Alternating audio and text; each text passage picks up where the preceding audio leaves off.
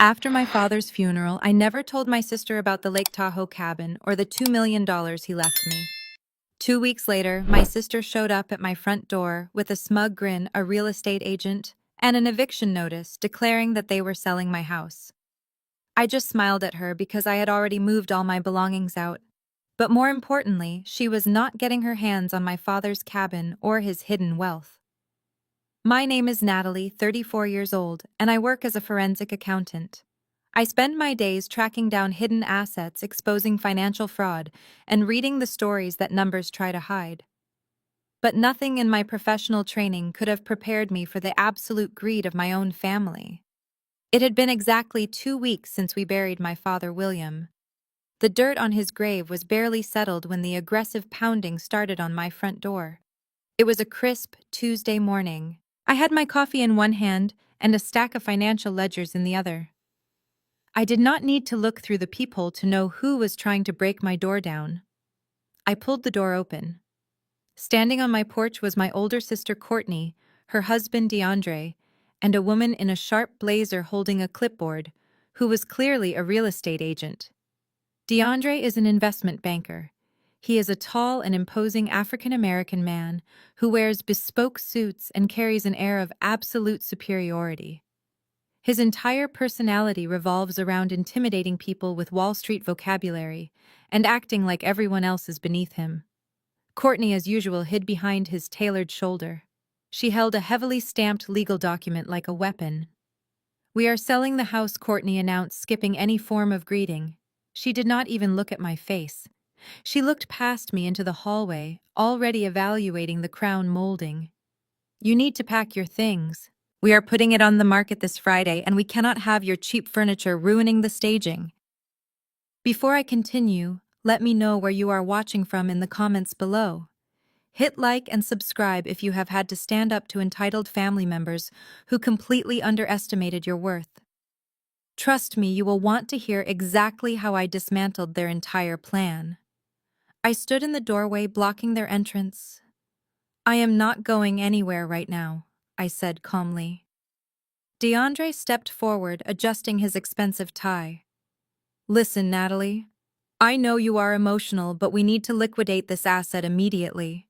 My investment fund requires a rapid capital injection to leverage a new portfolio acquisition. This house is in your father's name, which means it is part of the estate. Courtney is the primary executor. We are legally well within our rights to liquidate. Do not make this difficult, or I will have my corporate legal team drown you in injunctions before the day ends." Just then, a silver luxury SUV pulled into my driveway. My mother, Barbara, stepped out. She marched up the walkway, with her designer purse clutched tight. Instead of saying hello to her grieving daughter, she immediately took Courtney's side. "Natalie, stop being so difficult," my mother snapped, glaring at me with complete disdain. "You are just a lowly accountant. You can easily rent a small apartment downtown. Your sister and DeAndre are dealing with high-level finance. They need the capital from this house right now to save his firm. You have always been so utterly selfish. It is just like when you refused to give up your college scholarship money so Courtney could buy that luxury car she wanted for her graduation. Your father is gone, so it is time you start pulling your weight and helping this family instead of leeching off his property. Look at how successful your sister is. You should be happy to contribute to her legacy." I stared at the three of them, my own mother, my golden child sister, and my arrogant brother-in-law. They were practically salivating over the bricks and mortar of the house I had lived in for 5 years. They thought they had me backed into a corner. They thought I was just a sad, grieving daughter who would roll over and hand them the keys to fund their lavish lifestyle. I took a slow sip of my coffee. The real estate agent shifted awkwardly on her feet. DeAndre crossed his arms. Courtney tapped her designer shoe against the porch. "You want to sell the house?" I asked. "Yes," Courtney sneered. "Get out." I stepped aside and made a sweeping gesture toward the front door. "Be my guest," I said, keeping my voice perfectly level. The real estate agent looked relieved and immediately started calculating her commission in her head. She pushed past me, eager to see the interior. Courtney marched right behind her with a triumphant smirk. DeAndre lingered for a second on the porch, giving me a look of pure condescension. "You are making the right choice, Natalie," DeAndre said, straightening his cuffs. "I know you do not understand high-level asset management, but tying up capital in residential real estate when the market is peaking is a rookie mistake. We are simply liquidating underperforming assets to maximize the estate portfolio. My fund requires liquidity. You will thank us when Courtney throws you a few crumbs from the eventual profit distribution." I smiled at him, the kind of smile that did not reach my eyes. "Oh, I completely understand asset management, DeAndre. That is exactly why I moved all my things out last week." Courtney stopped dead in her tracks in the entryway. She let out a sharp gasp. I watched from the doorway as the real estate agent stood frozen in the middle of the living room. The entire house was completely bare. There was no furniture, no art on the walls, no rugs covering the hardwood floors. I had even unscrewed the expensive custom light fixtures my father and I had installed together and replaced them with cheap plastic bulbs. The echo of Courtney dropping her designer bag on the empty floor was incredibly satisfying. "What did you do?" Courtney shrieked, her voice echoing off the bare walls. "Where is the antique dining set? Where are the imported leather sofas? You cannot just steal the estate furniture. You are breaking the law." "I did not steal anything," I replied, leaning casually against the doorframe. "Every single piece of furniture in this house was purchased by me. I have the receipts, the bank statements, and the credit card records to prove it. Dad let me live here rent-free, but I furnished the entire place myself. Since you were so eager to sell the property today, I figured I would save you the physical labor of clearing it out." My mother pushed her way to the front, her face turning a deep shade of red. "This is unacceptable, Natalie." DeAndre let out a loud, dramatic sigh and pinched the bridge of his nose. He looked at me like I was a stubborn child who had just colored on the walls. "Do not play these petty games, Natalie. You are wasting my valuable time. We will just hire a luxury staging company and deduct the exorbitant cost directly from your non-existent share of the inheritance. It does not change the fact that we are listing this property for top dollar by the end of the month. The market value in this zip code is easily $1.2 million. That was the exact moment I decided to drop the first bomb. I reached into my tote bag and pulled out a thick manila folder. I had spent the last 2 weeks digging through my father's financial records, utilizing every forensic accounting skill I possessed. "You might want to review the title before you start calculating your 6% commission," I said, handing the folder directly to the real estate agent. She took it hesitantly, her professional smile faltering as her eyes scanned the first page. All the color drained from her face in an instant. She took a step back from Courtney. "What is it?" DeAndre demanded, snatching the folder violently from the agent's hands. "Let me see that." "It seems my father made a few aggressive financial decisions without consulting his golden child," I said calmly, watching DeAndre's eyes dart across the page. "He took out a massive second mortgage on this property 3 years ago. The house is leveraged to the absolute limit." DeAndre furiously flipped through the documents. His eyes widened in disbelief. "This is impossible," he muttered, his confident Wall Street composure completely shattering into pieces. "It is very possible," I replied smoothly. "There is a $600,000 balloon payment currently past due. The bank has already initiated active foreclosure proceedings. I received the final default notice on Friday. So you are not selling a $1.2 million asset. You are inheriting a massive toxic debt that is about to sink you." Courtney stared at her husband in absolute horror, her mouth hanging open. "DeAndre, tell me she is lying," she demanded. "Tell me we are getting the money for the fund."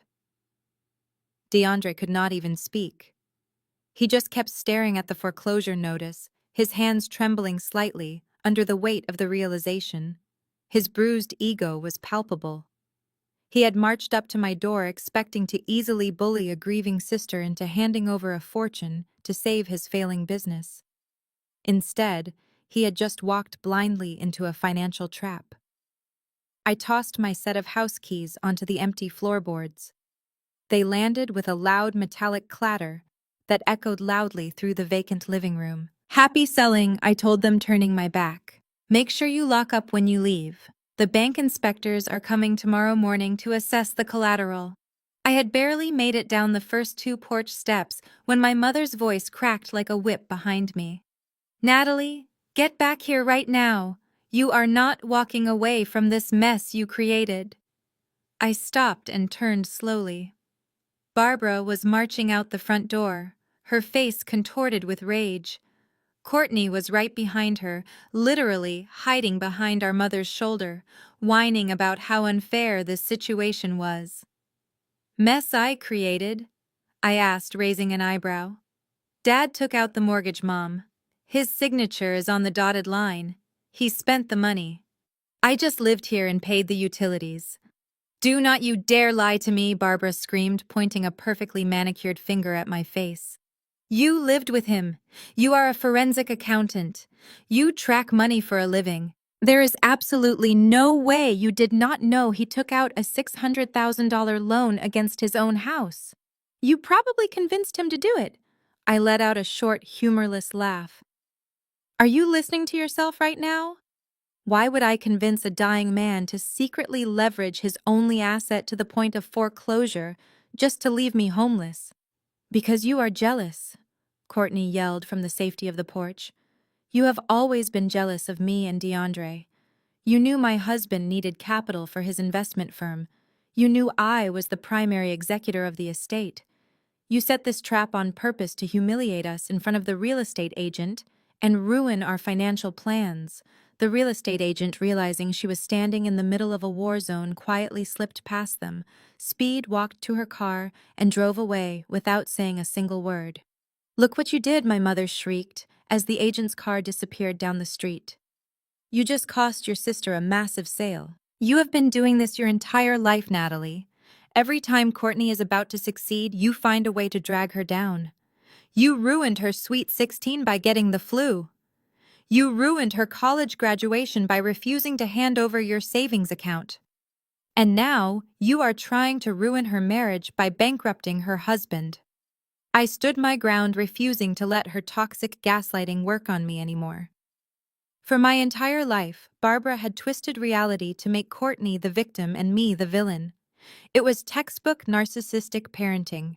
The golden child could do no wrong, and the scapegoat was responsible for every minor inconvenience in their lives. I remembered how my father would just retreat to his study, too exhausted to fight Barbara's constant demands to fund Courtney's lavish lifestyle. "I did not bankrupt anyone," I said, keeping my tone completely flat and professional. "If DeAndre is such a brilliant Wall Street investment banker, he should have done his due diligence before marching over here to evict me. Any first-year finance student knows you run a title search before claiming an asset. He did not do that because he is arrogant, and he thought he could just bully me into handing over a free house." DeAndre stormed out onto the porch, his face rigid with fury. "Do not you dare speak to me about due diligence, you arrogant little clerk. You deliberately hid vital financial disclosures from the executor of the estate. I will have you sued for breach of fiduciary duty. I will drag you through probate court until you are completely penniless and begging for mercy." "You cannot sue me for a debt I do not own," I replied easily. "I am not the executor. Courtney is. Which means Courtney is the one who has to deal with the bank, the foreclosure lawyers, and the massive balloon payment. Have fun in probate court, DeAndre. Make sure you bill your hours properly, because defending a toxic asset is going to cost you a fortune in legal fees." My mother marched down the steps and grabbed my arm. Her grip was surprisingly strong. "You are going to fix this, Natalie. You are going to call the bank tomorrow and use your accounting connections to negotiate a settlement. You make a 6-figure salary. You can afford to pay off this debt so your sister can get her proper inheritance. It is your duty as a member of this family to support her."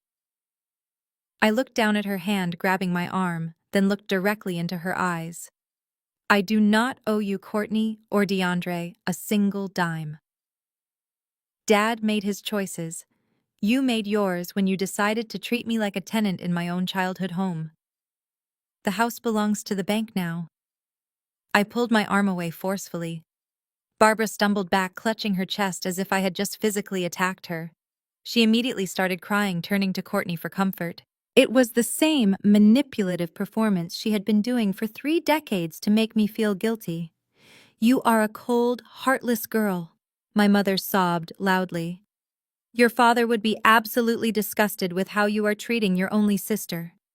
"Actually," I said, opening my car door and sliding into the driver's seat, "I think Dad knew exactly what he was doing." I pulled the car door shut, cutting off the sound of my mother's theatrical sobbing. The heavy thud of the door closing felt incredibly satisfying, like locking a thick steel vault on 30 years of exhausting emotional manipulation. I pressed the push-to-start button, and the engine purred to life. Through the passenger window, I could see Courtney stomping her foot, her face twisted in an ugly grimace that completely ruined her carefully curated trophy wife aesthetic. She looked exactly like the spoiled teenager she used to be. DeAndre was not finished. He marched right up to my driver's side window and slammed his flat palm against the glass. I calmly pressed the button to roll the window down just a couple of inches, keeping a safe physical barrier between us. "You think you are so smart?" DeAndre hissed, his voice, dropping the polished investment banker tone and revealing the raw, desperate bully underneath. "You think walking away from this underwater house is a victory? Let me make something crystal clear for you, Natalie. The house is just one single piece of the estate. Courtney is still the executor of everything else. The liquid assets, the investment accounts, the life insurance policies. I am going to make sure the probate judge freezes every single dime tied to your name." I kept my hands resting easily on the leather steering wheel, refusing to break eye contact. "You cannot freeze what you do not control, DeAndre." "I control the executor," he snapped back, pointing a heavy thumb at Courtney, who was busy trying to console our mother on the dying grass of the front lawn. "And my corporate attorneys will drag you into court so fast your head will spin. We will officially accuse you of elder financial abuse. We will say you coerced a dying man into taking out that second mortgage for your own personal gain. We will tie you up in endless litigation until you are completely bankrupt and begging us to drop the suit. You will not see a single penny from your father. I will take great pleasure in crushing your pathetic little life." I looked at him, truly observing the blind panic hiding behind his aggressive threats. A man whose investment fund was actually generating profit would not be standing in a suburban driveway threatening his sister-in-law over a foreclosed property. He was drowning, and my father's estate was supposed to be his golden life raft. "Good luck with the bank inspectors tomorrow," I said smoothly. "I suggest you wear something nice. They take highly detailed pictures of the property condition for the auction listing." I rolled the window up right in his furious face. He shouted something else, but it was muffled by the thick safety glass. I put the car in drive and pulled smoothly out of the driveway, leaving the three of them standing there in front of a worthless, empty house, burdened by $600,000 of toxic debt. As I drove down the familiar tree-lined streets of my childhood neighborhood, my hands finally started to shake. The adrenaline was wearing off, leaving behind a strange mix of profound grief and electric liberation. My father was not a perfect man. For most of my life, he had been a quiet enabler, stepping aside while my mother and sister tore me down. But in his final years after his terminal diagnosis, something fundamental shifted. He started asking me highly specific questions about my job. He asked how forensic accounting worked, how corporate shell companies were structured, and how personal assets could be legally shielded from aggressive creditors. I thought he was just taking an interest in my career to make up for lost time. Now, looking in the rearview mirror at the life I was permanently leaving behind, I realized he was gathering intelligence. He knew exactly what DeAndre and Courtney were capable of, and he knew they would come for me the second he was gone. I drove straight to my new apartment, a quiet, highly secure building on the other side of the city. My phone started blowing up immediately. First, it was a barrage of angry text messages from my mother, oscillating between extreme guilt trips and vicious insults. She called me a selfish traitor to the family, then, in the next breath, begged me to pay off the mortgage so Courtney would not be stressed. I silenced her notifications without reading the rest of her manipulative demands. Then came an official email. It was not from family. It was from the prestigious law firm handling my father's estate. The subject line was marked urgent. It was an official summons to the formal reading of the will scheduled for the following afternoon. They requested my mandatory presence alongside the executor, my sister Courtney. I smiled, setting my phone face down on my kitchen counter. DeAndre thought he had the upper hand because his wife held the legal title of executor. He thought he could use the probate courts to bleed me dry.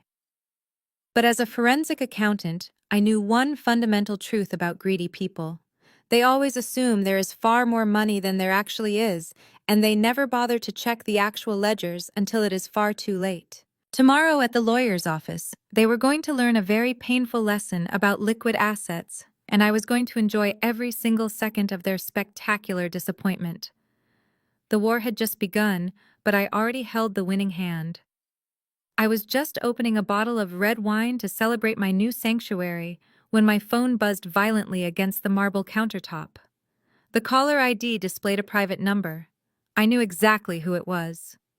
My mother and sister preferred to wage war through emotional text messages, but DeAndre always preferred the sound of his own voice. He believed he could talk anyone into submission. I pressed accept and put the phone on speaker, setting it down next to my laptop. "Good evening, DeAndre," I said casually, pouring a generous glass of Cabernet. "Listen to me very carefully, Natalie." His voice boomed through the tiny speaker, dripping with manufactured authority. "You may have pulled a fast one with that underwater mortgage today, but do not mistake a minor clerical oversight for a strategic victory. I have my senior analyst tearing through your father's estate portfolio right now. We are initiating a full forensic audit of every single transaction he made over the last 36 months. I took a slow sip of my wine. An audit. How terrifying.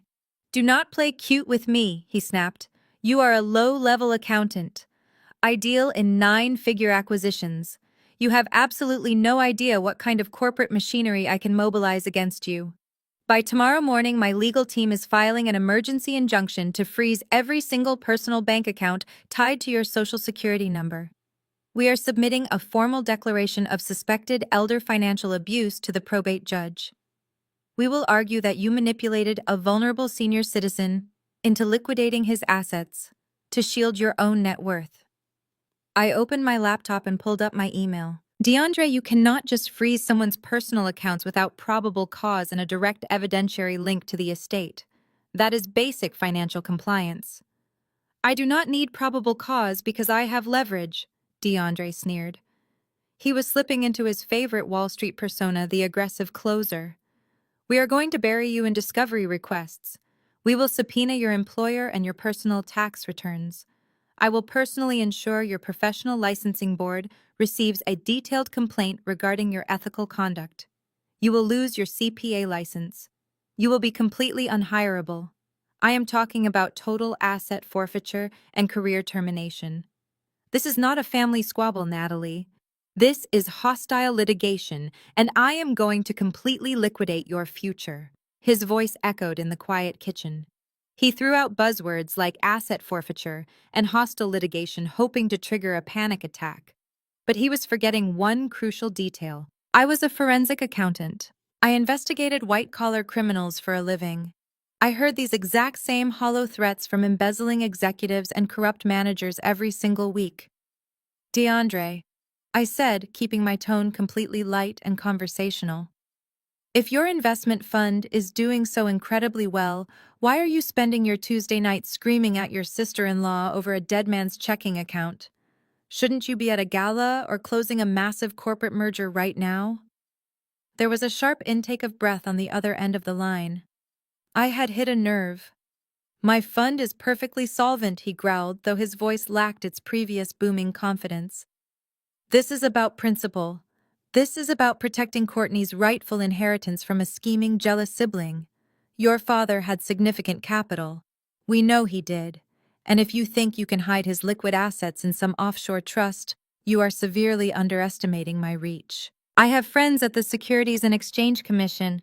I have partners at the biggest law firms in the city. You are completely outmatched. I leaned against the counter and smiled at the glowing screen of my laptop. The truth was, I had not hidden a single penny of my father's money. I did not need to. The money was already gone, and tomorrow at the lawyer's office, DeAndre was going to find out exactly where it went. I appreciate the heads up, DeAndre, I replied smoothly. Make sure your elite legal team brings all their fancy paperwork to the formal reading of the will tomorrow afternoon. I would hate for them to miss the big reveal. And DeAndre, what he barked loudly. When you try to freeze my accounts tomorrow, make sure you spell my name correctly on the injunction. Good night. I ended the call before he could utter another threat.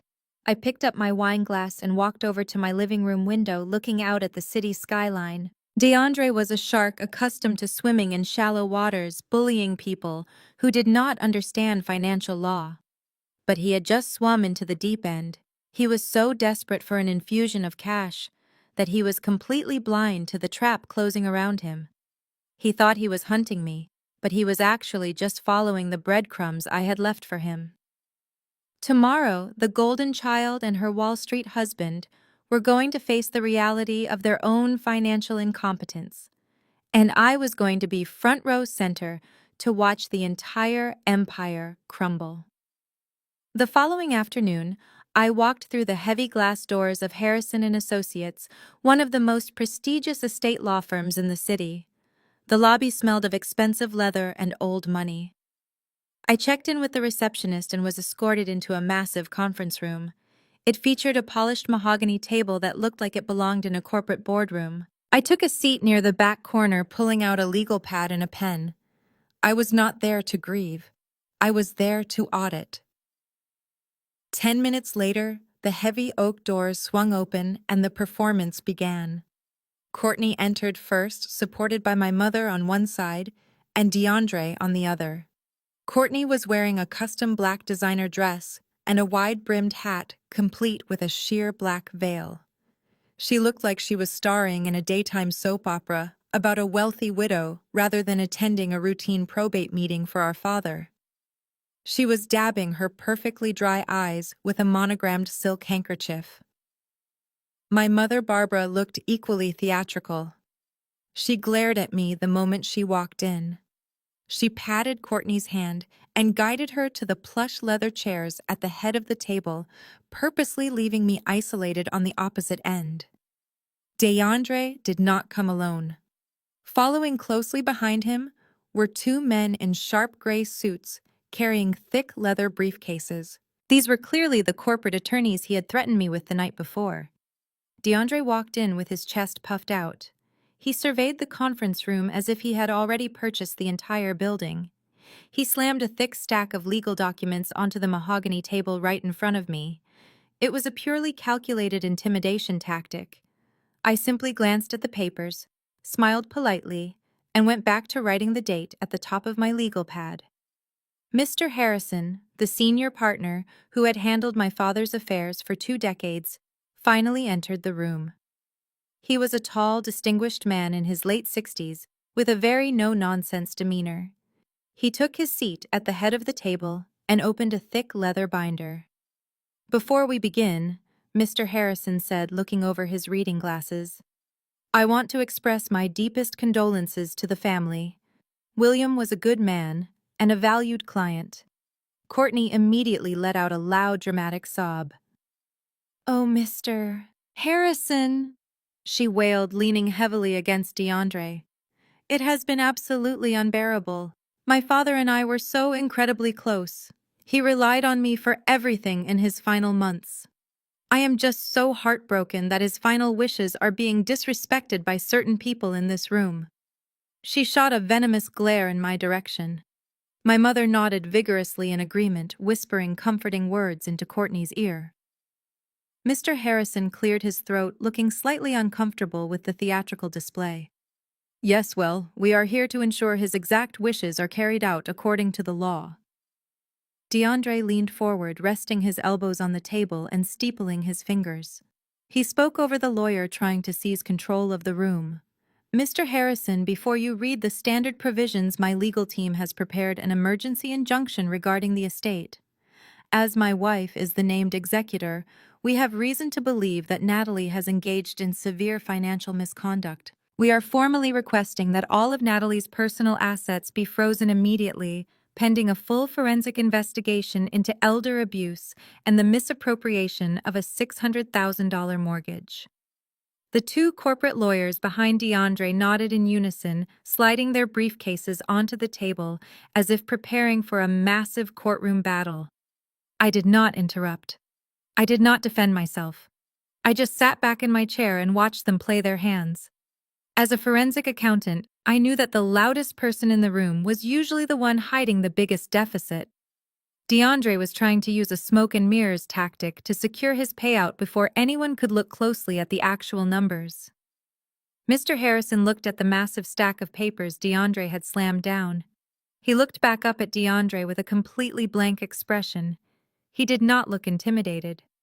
He looked annoyed. "Sir, this is a formal reading of the will," Mr. Harrison said firmly. "I am not a judge, and this is not a courtroom. I do not grant injunctions, nor do I care about your corporate attorneys. My only job today is to read the legal directives left by my client.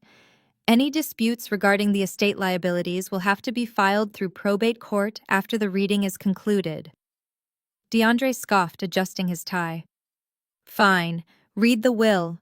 Let us get to the distribution of the liquid assets so my wife can take rightful control of the accounts. We have investment schedules to maintain." Courtney dabbed her eyes one last time, sitting up perfectly straight. She was ready to receive her crown. She was ready to be handed the millions she believed our father had hoarded away.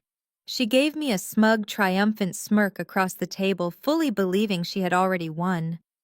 Mr. Harrison adjusted his glasses, opened the first page of the heavy binder, and began to read. "I, William, hereby declare this to be my last will and testament. I revoke all prior wills and codicils." Mr. Harrison read in a steady, monotonous voice that completely contrasted with the electric tension in the room. He went through the standard legal boilerplate, establishing his role, the payment of final debts, and the funeral expenses. Courtney sat leaning forward, her hands clasped tightly together on the mahogany table. Her tearful, grieving daughter act had completely vanished, replaced by the hungry stare of someone waiting for a winning lottery ticket to be validated. To my eldest daughter, Courtney, Mr. Harrison continued, turning to the next page. "I leave the role of primary executor of my estate. Furthermore, I bequeath to Courtney the entirety of my primary financial assets. This includes my personal checking account, my high-yield savings account, and my entire stock brokerage portfolio." Courtney let out a sharp, audible gasp of triumph. She turned to my mother, Barbara, and they shared a look of absolute victory. My mother reached out and squeezed Courtney's arm, tears of joy welling in her eyes. DeAndre leaned back in his leather chair, crossing his arms with a smug, self-satisfied grin. He looked over at his two corporate attorneys and gave them a subtle nod. In his mind, his failing investment fund was already saved. He had secured the capital. The battle was over. And finally, Mr. Harrison said, his voice remaining completely neutral. "To my youngest daughter, Natalie, I leave my deepest apologies." The room went dead silent. That was it. No mention of money for me. No mention of assets. Just an apology. Courtney actually laughed out loud, a sharp, cruel sound that echoed off the wood-paneled walls. She quickly covered her mouth with her silk handkerchief, pretending it was a sob, but the malicious delight in her eyes was unmistakable. "Well," Courtney sniffled, wiping away fake tears. "It is exactly what he wanted. He always knew who was responsible enough to handle the family legacy. Mr. Harrison, if we could just get the routing numbers for those accounts, DeAndre can facilitate the wire transfers today. We have urgent estate matters to resolve." Mr. Harrison did not look up from the binder. "It is standard practice to provide the executor with a certified statement of all financial accounts as of the exact date of passing," he said smoothly. He pulled a single sheet of paper from the back of the folder and slid it across the long table toward Courtney. This document outlines the total liquid assets you have just inherited. Courtney snatched the paper with eager hands. DeAndre leaned in close, his eyes darting hungrily toward the bottom line. I watched them from my corner of the table, my pen resting quietly on my legal pad. I watched the exact moment their entire world shattered. Courtney's victorious smile froze. Her eyes scanned the numbers, once then twice. The color rapidly drained from her face, leaving her pale and trembling. She brought the paper closer to her face, blinking rapidly as if the ink was playing tricks on her. Mr. Harrison, Courtney said, her voice shaking so badly she could barely form the words. There is a massive error here. You missed several zeros. My father had hundreds of thousands of dollars. There is no error, Courtney, Mr. Harrison replied flatly. Those balances were certified by the banking institution yesterday afternoon. DeAndre aggressively ripped the paper out of his wife's hands. His eyes widened in absolute horror as he read the numbers. He stood up abruptly, his chair scraping loudly against the hardwood floor. This is a joke, DeAndre shouted. Checking account $412. Savings account $17.40. Brokerage account 0. Where is the money? He was a wealthy man. He had a massive retirement portfolio. Mr. Harrison closed the heavy leather binder with a solid thud. William liquidated his entire stock portfolio exactly 5 years ago. His standard accounts have been steadily declining since then. The estate is completely broke. DeAndre pivoted toward me, his face contorted with pure rage. You stole it! He roared, pointing a trembling finger directly at my face. You drained his accounts. You transferred the money to yourself. I am calling the police right now. This is a federal crime. The two corporate lawyers behind him looked extremely uncomfortable. They realized they were billing hours to a client who had absolutely zero assets. My mother started screaming, completely losing her mind, calling me a thief and a monster. The conference room dissolved into absolute chaos. I did not flinch. I did not raise my voice. I waited for DeAndre to stop yelling. Then I opened my own manila folder.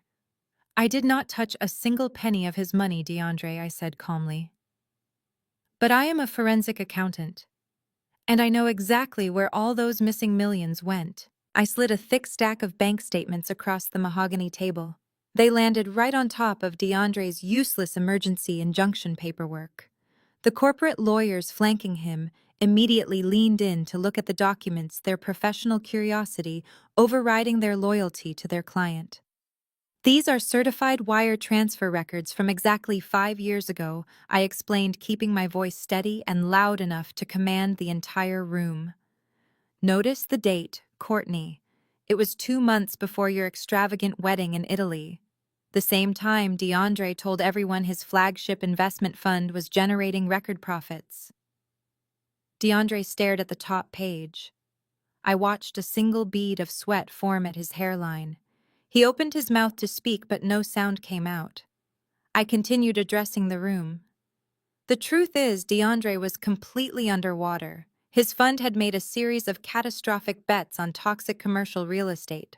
He was facing a massive liquidity crisis, and the Securities and Exchange Commission was preparing a preliminary audit. If that audit had happened, he would have been exposed for gross negligence and likely faced federal prison time. He was desperate. So he went to the one man who always bailed Courtney out of trouble. Our father. That is a complete fabrication. DeAndre finally choked out, his voice cracking. It was a strategic partnership. William wanted to diversify his portfolio. I laughed softly. Diversify his portfolio.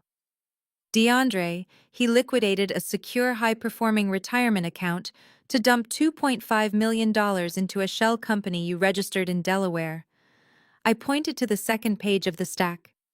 Here is the incorporation paperwork for that shell company. You named it after Courtney to make Dad feel better about handing over his life savings. But the money did not go into a legitimate investment. You used it to secretly cover your massive margin calls and pay off angry investors before the federal regulators could notice the missing funds. It was a classic bailout. Courtney looked down at the documents, her hands trembling. She could not read a balance sheet, but she could read her own name on the shell company registration, and she could clearly see the $2.5 million withdrawal from our father's account. DeAndre. What is she talking about? Courtney demanded, her voice rising in pitch. Where is my father's money? Tell me she is lying. DeAndre refused to look at her. He glared at me with absolute hatred.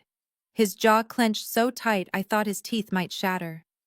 He cannot tell you he is lying, I said, because I have the complete forensic trail right here. Dad saved DeAndre from prison, but DeAndre did not save the money. He continued making terrible trades. Within 18 months, that $2.5 million was completely gone, vaporized in bad market bets to maintain his wealthy lifestyle. Dad knew the money was lost forever. That is why he had to take out the second mortgage on the house just to pay his own basic medical bills during his final years. He ruined himself to protect your perfect image, Courtney. DeAndre tried to salvage his pride. He stood up straight and pointed a finger at me. You hacked into confidential banking systems to get this information, he accused desperately. That is a federal offense. I will have you arrested for cybercrimes. My legal team will destroy you. I did not hack anything, I replied, tapping my legal pad. Dad gave me read-only access to his accounts before he died. He kept every single paper statement in a locked filing cabinet. He knew you would try to blame me when the money ran out. He left me the paper trail to defend myself against your inevitable greed. He left me the truth. The corporate lawyer, who had already closed his briefcase, leaned down and whispered harshly into DeAndre's ear. I could not hear the exact words, but the message was clear. They were dropping him as a client immediately. Without a massive estate to bill their exorbitant hours against, DeAndre was just another broke guy in a nice suit facing serious fraud allegations. The two lawyers stood up, offered a brief professional nod to Mr. Harrison, and walked right out of the conference room without looking back. My mother, Barbara, slammed her hand on the table, trying desperately to regain control of the narrative. Even if this is true, she shouted, William did the right thing. He protected his family. DeAndre is a brilliant businessman who just hit a rough patch. Family helps family. You should be ashamed of yourself for bringing this up, Natalie. It is none of your business. I turned my attention to my mother. None of my business, Mom. You and Courtney literally showed up at my house yesterday, threatened to evict me, and demanded I pay off a $600,000 debt that only exists because DeAndre blew Dad's entire fortune on Wall Street. You dragged me into this conference room today to freeze my personal bank accounts. It became my business the second you tried to make me pay for his catastrophic failures. I looked back at DeAndre, who was now sweating profusely, his pristine bespoke suit, suddenly looking like a cheap costume. There is no hidden offshore account, DeAndre. There is no secret trust fund filled with cash, I said softly. You spent your wife's entire inheritance 5 years ago to save your own skin. You are standing in the wreckage of your own financial incompetence. The estate is bankrupt because of you. Mr. Harrison cleared his throat loudly into the heavy silence. As I stated earlier, he said, his tone completely devoid of sympathy. The liquid assets amount to $429.40.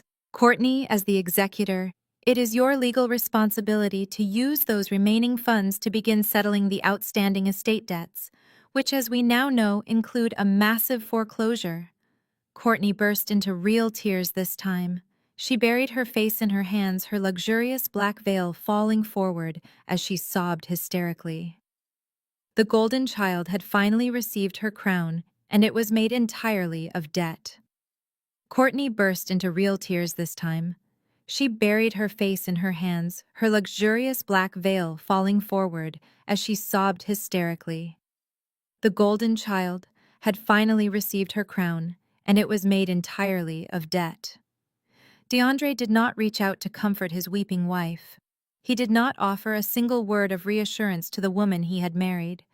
Instead, he stared straight at the wall, his jaw clenched so tightly I thought his teeth would crack under the pressure. His massive ego simply could not process the fact that he had been completely outplayed in a room full of professionals.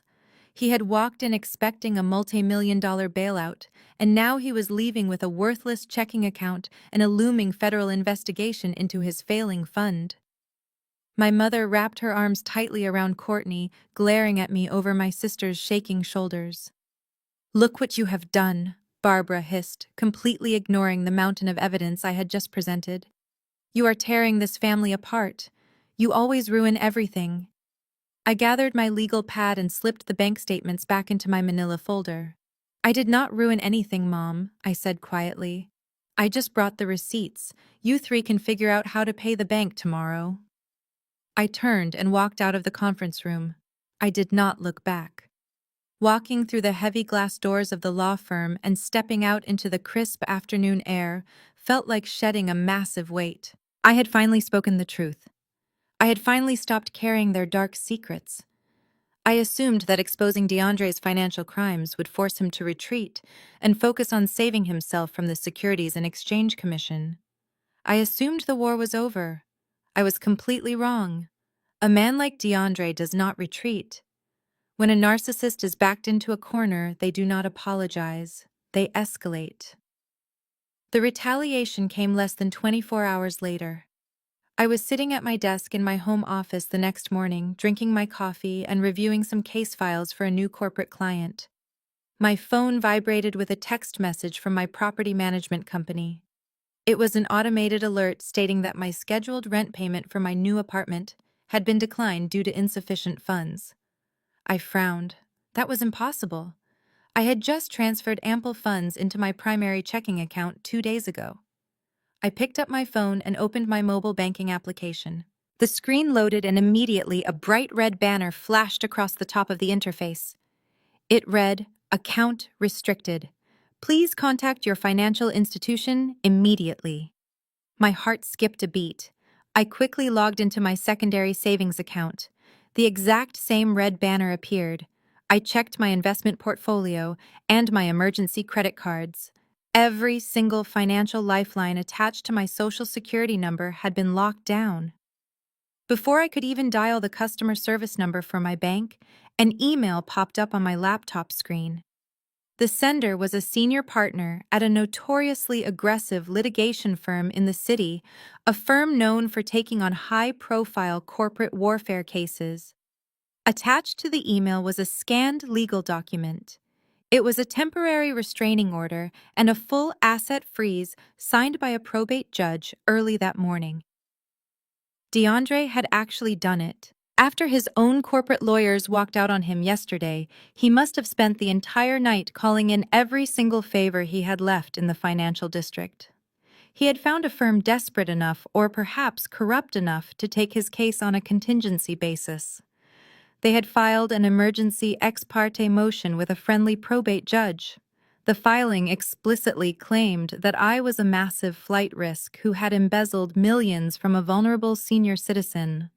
They weaponized my own profession against me, arguing to the judge that as a forensic accountant, I possessed the highly specialized technical skills necessary to wire stolen assets offshore and make them vanish completely if my domestic accounts were not frozen immediately. Because the motion was filed as an emergency, I had not been given a chance to defend myself in court. The judge had granted the temporary freeze pending a full investigative hearing next week. My phone buzzed again. This time it was a direct text from DeAndre. "I told you I would liquidate your future," the message read. "You might have humiliated me in that conference room yesterday, but you completely forgot who you are dealing with. I have friends in very high places. As of this morning, you cannot pay your rent. You cannot buy your groceries. You cannot even afford to put a retainer down for a defense attorney to fight this legal injunction. You are completely locked out of the financial system. Hand over the real account numbers, Natalie. Tell me exactly where the rest of the old man's money is hidden, or I will let you starve in the streets while my lawyers dismantle your entire life. You have 24 hours to comply before I file criminal charges." I sat back in my chair and stared at the threatening message. He was trying to starve me out. He was using the legal system as a weapon of financial abuse, a tactic I had seen corrupt executives use countless times to silence whistleblowers. He thought stripping me of my immediate cash flow would break my spirit and force me to submit to his demands. But DeAndre had made a critical miscalculation. He assumed my personal bank accounts were my only safety net. He assumed I was entirely dependent on the standard financial system. He had no idea that my father, anticipating this exact level of vicious retaliation, had given me a completely different kind of inheritance. 3 weeks before he died, the atmosphere in my father's hospital room was suffocating. The rhythmic beeping of the heart monitor was the only sound cutting through the heavy silence. My mother and Courtney had just left to get lunch at an upscale bistro down the street, complaining loudly about the uncomfortable hospital chairs. The second the heavy door clicked shut behind them, my father's entire demeanor changed. He reached out with a trembling hand and gripped my wrist with a desperate strength I did not know he still possessed. "Lock the door, Natalie," he whispered, his voice raspy but completely clear. "Pull the blinds. Hurry." I did exactly as he asked, sliding the heavy deadbolt into place and twisting the plastic wand to shut out the glaring afternoon sun. When I turned back to the bed, he was struggling to pull a small leather pouch from underneath his mattress. He gestured for me to come closer. "Listen to me very carefully," he said, pressing the pouch into my palms. "Inside you will find a brass key and a slip of paper. Do not show these to your mother. Do not let Courtney know they exist. And whatever you do, keep them as far away from DeAndre as physically possible." I opened the pouch. Inside was a heavy old-fashioned key and a folded index card with a string of GPS coordinates and a 6-digit sequence of numbers. I looked at him in total confusion. "Dad, what is this?" I asked. "It is the only real thing I have left to give you," he replied, sinking back into the pillows, exhausted by the effort. "Those coordinates lead to a cabin in Lake Tahoe. It is completely off the grid. I bought it decades ago before DeAndre ever entered the picture, before your mother's spending spiraled out of control. It is not in my name. It is not tied to my social security number or the primary estate. I placed it in an irrevocable trust 5 years ago, and you are the sole beneficiary." I stared at the brass key in my hand. An irrevocable trust meant the property could not be touched by probate court creditors or angry family members. It was an ironclad legal fortress. But why, I asked, feeling a lump form in my throat. Why hide it? "Because I knew this day was coming," he said, his eyes filled with a profound sorrow. "I knew DeAndre was drowning in debt. I knew I had enabled your sister and your mother for far too long, buying their affection while ignoring your independence. I watched you build your career. I watched you become a brilliant forensic accountant. You built your life on the truth, Natalie. I built mine on keeping the peace. But peace built on lies always collapses." He tapped the index card in my hand. "When I am gone, DeAndre is going to come for everything. He is desperate. He will use his lawyers to twist the law. He will try to freeze your life and force you to pay for his mistakes. When he does, you take that key. You drive to Tahoe. Inside the cabin, hidden beneath the floorboards in the master bedroom closet, is a fireproof safe. Those 6 digits will open it." "What is inside the safe?" I asked, my heart pounding against my ribs. "My insurance policy for you," he answered simply. "DeAndre thinks he is the smartest man in the room. He thinks he can hide his dirty money and his illegal trades. But I kept the records, Natalie. I kept the ledgers. Everything he tried to bury when he blew my retirement fund is sitting in that safe. When he tries to destroy you, I want you to open that safe and burn his entire empire to the ground." A sharp knock on the hospital door jolted me back to the present moment. I was sitting in my apartment, staring at the threatening email from DeAndre's lawyers. The temporary restraining order was designed to paralyze me. Without access to my checking accounts or credit cards, DeAndre expected me to panic surrender and hand over whatever imaginary wealth he thought I possessed. I slowly closed my laptop. I did not feel panic. I felt an incredible surge of absolute clarity. I stood up, walked into my bedroom, and opened the small locked drawer in my nightstand. The leather pouch was exactly where I had hidden it 3 weeks ago. I pulled out the brass key and the index card with the Tahoe coordinates. DeAndre wanted a financial war. He wanted to use the legal system to starve me into submission. But I was not a helpless victim waiting for my accounts to unfreeze. I grabbed a duffel bag from my closet and started throwing in warm clothes, a flashlight, and my portable hard drives. I had enough cash in my emergency envelope to buy gas and food for the trip. The drive to Lake Tahoe would take exactly 4 hours. It was time to open the safe. I merged onto the interstate, pushing my car slightly over the speed limit. The towering glass and steel skyline of the financial district quickly shrank in my rearview mirror, fading into the gray morning mist. It was replaced by suburban sprawl and eventually the dense, towering pine forests of the mountain pass. The rhythmic hum of my tires against the cold asphalt provided the perfect white noise. My initial burst of adrenaline began to settle, replaced by the cold, calculating precision of my forensic training. DeAndre thought he had paralyzed me. An ex parte temporary restraining order is a brutal legal weapon. It is designed to strike without warning, cutting off a target's oxygen supply before they even know they are in a fight. By freezing my social security number across the major banking networks, his lawyers had essentially turned me into a financial ghost. But as I navigated the winding mountain roads, my professional mind began dissecting his strategy, searching for the inherent flaws. His attack was broad, aggressive, and entirely dependent on the standard retail banking system. He assumed I was a typical consumer whose entire life was tied to a primary checking account. He fundamentally misunderstood the mechanics of wealth preservation. A properly structured, irrevocable trust does not exist under a personal social security number. It operates as an entirely separate legal entity. It possesses its own tax identification number. It files its own independent tax returns. Legally speaking, I did not own the Lake Tahoe cabin or the assets hidden inside it. The trust owned them. DeAndre could freeze Natalie, the individual, all he wanted, but he possessed absolutely zero legal authority to breach an independent trust without highly specific federal court orders. And to get those orders, he first had to know the trust existed. But I also knew I could not afford to be complacent. DeAndre was a drowning man, and drowning men thrash violently. He would not stop at a simple asset freeze. By now, his high-priced attorneys would have hired private investigators. They would be running skip traces, pulling regional utility bills, and scanning state property tax databases, looking for any hidden assets connected to my father's extended history. My father had layered the trust behind a corporate proxy to obscure the ownership, which bought me time, but it was not invisible.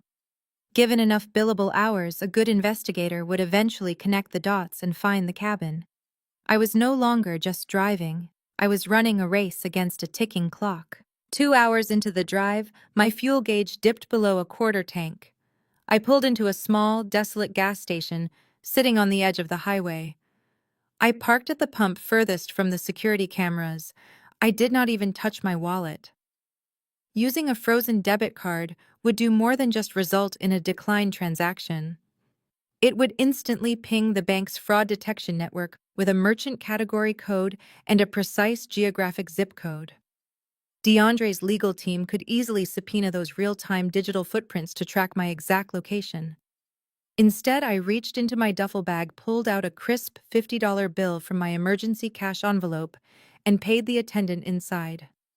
Cash leaves no digital shadow. Cash is completely untraceable. I got back on the road, my grip tightening on the steering wheel as the elevation continued to climb. The temperature outside plummeted, and patches of white snow began to appear beneath the dense canopy of trees. The GPS on my dashboard directed me away from the main tourist highways and onto a series of increasingly narrow, unpaved logging roads. The cellular service bars on my phone screen slowly dropped one by one until a bold "no service" warning appeared. I was completely off the grid. The isolation was both terrifying and deeply comforting. For my entire life, I had been surrounded by the constant suffocating noise of my family's expectations, my mother's endless criticism, Courtney's manufactured dramas, and DeAndre's arrogant posturing. Up here, surrounded by ancient trees and mountain air, their voices could not reach me. I was stepping into the only space my father had ever truly protected. After 4 hours of driving, the thick tree line finally broke. I eased my foot onto the brake pedal. Sitting at the end of a long, hidden driveway overlooking a pristine, secluded cove of the lake was the cabin. It was a beautiful, sturdy structure made of dark wood and heavy stone built to withstand the harshest winters. It looked less like a vacation home and more like a fortress. I put the car in park, killed the engine, and pulled the heavy brass key from my pocket. It was time to find out exactly how much ammunition my father had left me to win this war. I stepped out of the car and the crisp mountain air instantly hit my face. The silence was absolute. I walked up the wooden steps to the front porch, the old boards groaning softly under my weight. I slid the heavy brass key into the deadbolt. It turned with a solid, satisfying click. I pushed the door open and stepped into the main living area. The air inside was stale and smelled faintly of pine needles and old leather. Dust motes danced in the shafts of sunlight piercing through the tall windows. It was a beautiful space featuring a massive stone fireplace and solid oak furniture, but I was not there to admire the architecture. I dropped my duffel bag on the floor and headed straight down the narrow hallway toward the master bedroom. My father had been highly specific, hidden beneath the floorboards in the master bedroom closet. I opened the closet doors and knelt on the hardwood floor. I used the flashlight from my bag to examine the wooden planks. At first glance, the floor looked completely seamless, but as I ran my fingers along the edges near the back right corner, I felt a slight indentation. I pressed down hard on the adjacent board, and the hidden panel popped up just enough for me to get a grip. I pulled the heavy section of flooring away, revealing a dark square cavity underneath. Resting inside was a massive fireproof safe. It was the kind of safe businesses use to protect highly sensitive intellectual property. I pulled the folded index card from my pocket and smoothed it out on my knee. My hands were shaking slightly. I took a deep breath, steadying myself, and punched in the 6-digit sequence. 6, 8, 2, 4, 1, 9. The digital keypad beeped in acknowledgement, followed by the heavy mechanical thud of the internal locking bolts retracting. I grabbed the cold steel handle and pulled the heavy door open. The safe was not filled with stacks of cash. Instead, it was packed tightly with thick black leather binders, external hard drives, and neatly organized manila folders. I reached in and pulled out the thickest binder sitting right on top. The gold lettering embossed on the cover read, "The William and Natalie Independent Trust."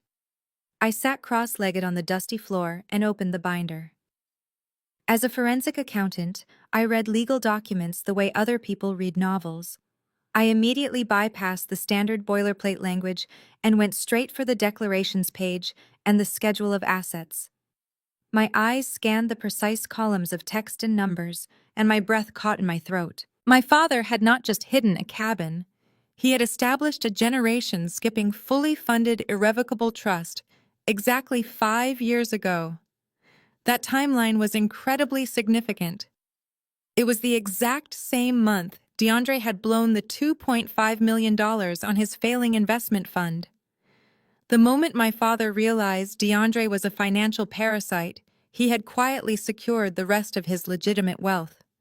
I looked at the principal balance listed on the certified bank statement attached to the trust documents. $2 million.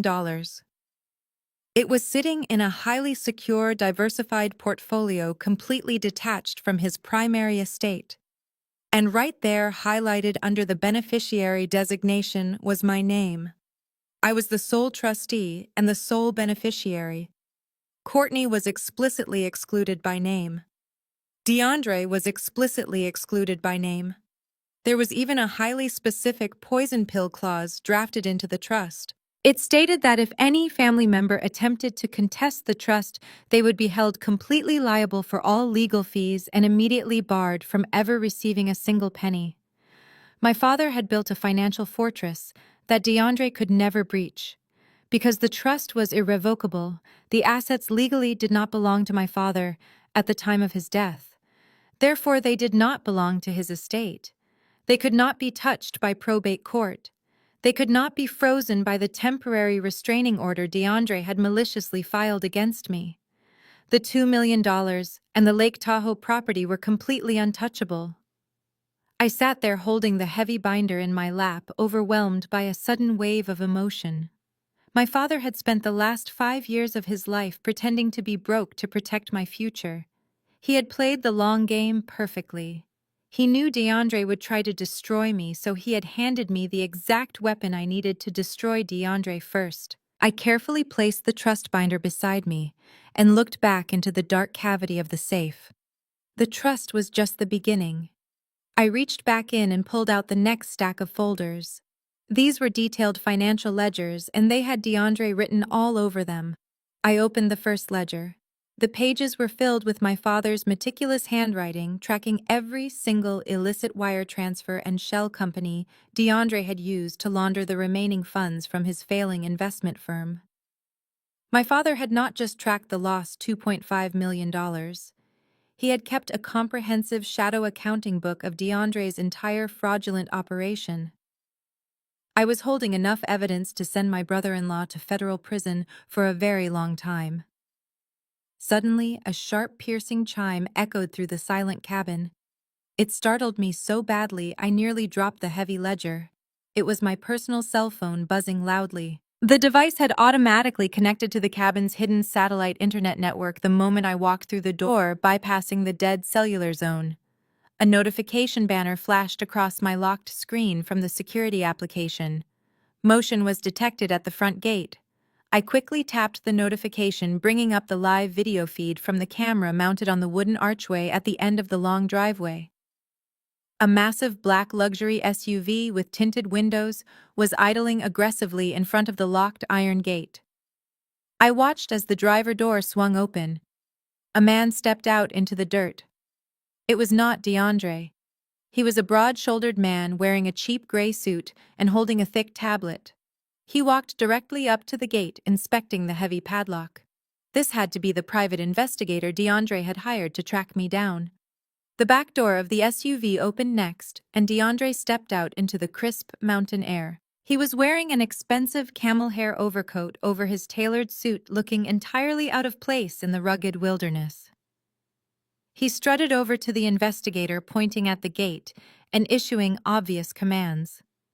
A moment later, Courtney emerged from the vehicle, wrapping a thick designer scarf around her neck and shivering violently. My mother, Barbara, followed closely behind her, clutching her purse and looking around the dense forest with absolute disgust. They had finally found me. The investigator must have pulled the satellite internet billing records or tracked my license plate through the toll cameras on the interstate. DeAndre had spared absolutely no expense to hunt me down. He believed I had fled here to hide, to cower in fear after he maliciously froze my bank accounts. He thought he was closing in for the final kill. I watched the live feed as the private investigator retrieved a pair of heavy bolt cutters from the trunk of the SUV. He clamped the massive steel jaws around the padlock on the front gate and snapped it in half with a sharp crack. DeAndre smiled, a smug, triumphant grin spreading across his face. He waved the investigator back into the driver's seat and climbed into the back of the SUV. The heavy black vehicle lurched forward, tires crunching loudly over the gravel as it began the slow ascent up the winding driveway toward the cabin. I had exactly 2 minutes before they reached the front porch. I did not panic at all. I did not scramble to hide the documents. The fear that had plagued my entire childhood, the constant anxiety of displeasing my mother or angering my sister, was completely gone. I calmly closed the financial ledger and placed it back inside the fireproof safe. I left the massive iron door wide open. I wanted DeAndre to see exactly what was inside. I wanted him to look his own destruction right in the face. I stood up and brushed the dust off my jeans. I walked out of the master bedroom and down the narrow hallway, moving with deliberate, measured steps. The heavy crunch of gravel outside grew louder, followed by the deep rumble of the SUV engine shifting into park. Car doors slammed shut one after another. Heavy footsteps stomped onto the wooden stairs leading up to the front porch. I stood perfectly and completely still in the center of the living room, my eyes locked on the heavy oak front door. "Open the door!" Natalie DeAndre shouted from outside, his voice muffled by the thick wood but dripping with absolute arrogance. "We know you are in there. The private investigator tracked your little getaway. Your accounts are frozen. You have absolutely zero leverage and nowhere left to run. Open this door right now before I have my guy break it down." My mother's shrill voice joined in. "Stop being so incredibly selfish and open the door," she demanded. "You are making your sister stand out here in the freezing cold. You are acting like a complete lunatic, Natalie. Let us inside this house immediately so we can settle this estate properly today." I walked slowly to the front door. I did not unlock it immediately.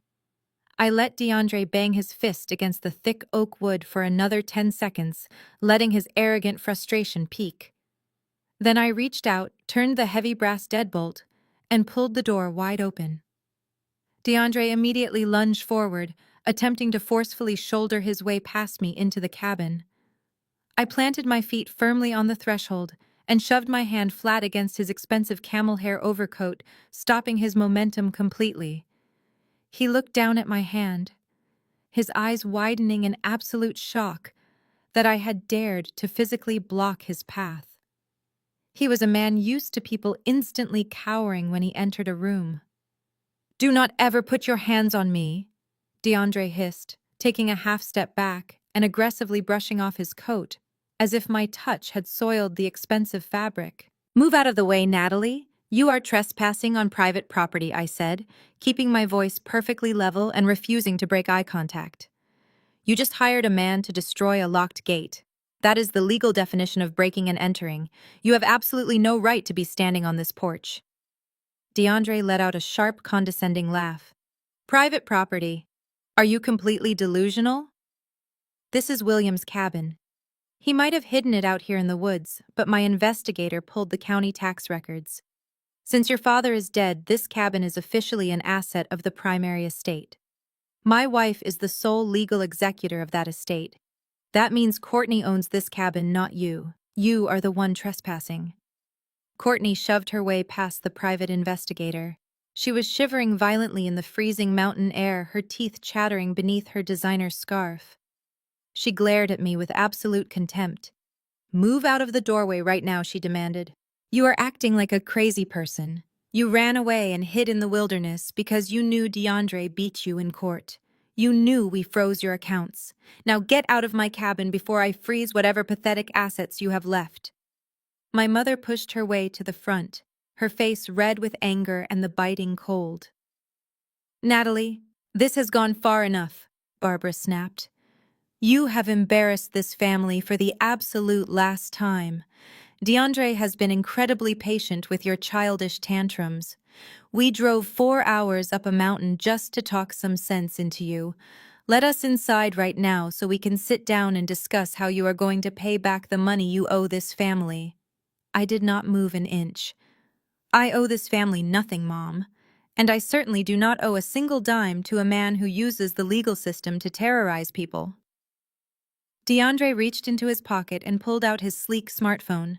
His face was twisted into a cruel, triumphant sneer. He held the screen up to my face so I could clearly see the keypad. "I am dialing the local sheriff right this second," DeAndre threatened, his voice booming across the quiet porch. "I am going to tell them that a disgruntled, estranged family member is illegally squatting in an estate property. I will tell them you are a flight risk who fled a legally binding court order. I will tell them you are hostile and uncooperative. The sheriff will drive up here, put you in handcuffs, and drag you out of this cabin. You will spend the night in a freezing mountain jail cell while we change the locks and sell this place to the highest bidder." The private investigator crossed his arms, standing ominously behind DeAndre to add physical intimidation to the threat. Courtney smirked, clearly enjoying the idea of seeing me arrested. I looked at the phone in his hand, then looked directly into DeAndre's eyes. I did not blink.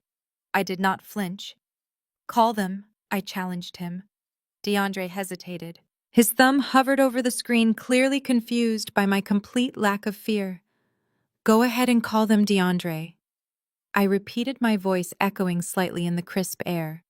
Tell the sheriff exactly where you are. Tell them you hired a thug to use bolt cutters on a locked iron gate. Tell them you are attempting to seize a property without a single piece of paper proving ownership.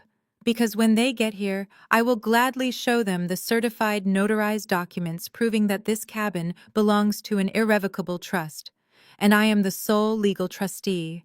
I will press federal charges for property damage and attempted extortion. So please make the call right now. DeAndre stared at me. The smug confidence began to crack, replaced by a flicker of genuine uncertainty. He slowly lowered his phone, though he refused to put it back in his pocket. He was a bully who relied entirely on bluffing, and I had just called his ultimate bluff. I decided it was time to move the confrontation exactly where I wanted it. I stepped back from the threshold and swung the heavy oak door wide open, gesturing toward the interior of the cabin. But since you drove all this way to find the truth, I said smoothly, I would hate for you to leave empty-handed. Come inside. Step into my cabin. I have something in the master bedroom I really want you to see. DeAndre did not wait for me to lead the way. He snatched the heavy steel bolt cutters right out of the private investigator's hands and pushed aggressively past me into the living room.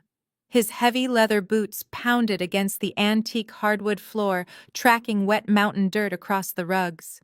He was a man completely consumed by panic and rage, desperate to regain the upper hand.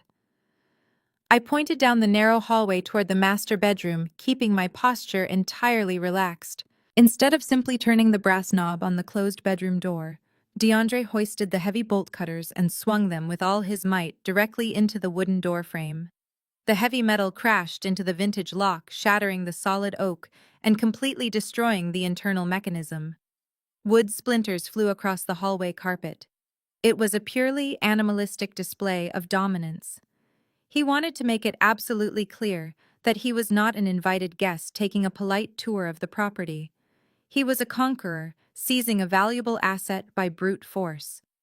He kicked the ruined door open and stormed into the room.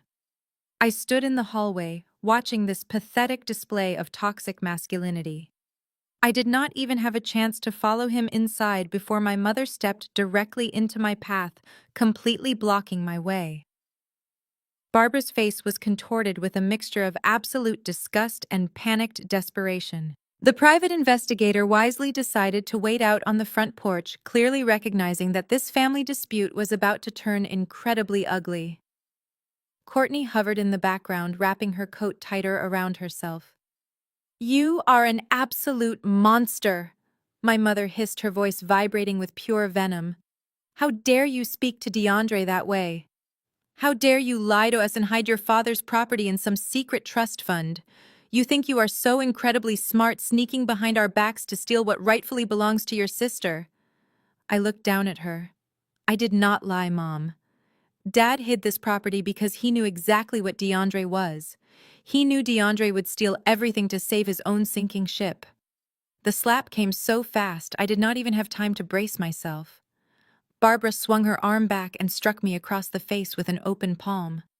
The sharp, stinging crack echoed loudly in the narrow wooden hallway. The force of the blow snapped my head to the side, and a hot metallic taste instantly filled my mouth, where my teeth had caught the inside of my cheek.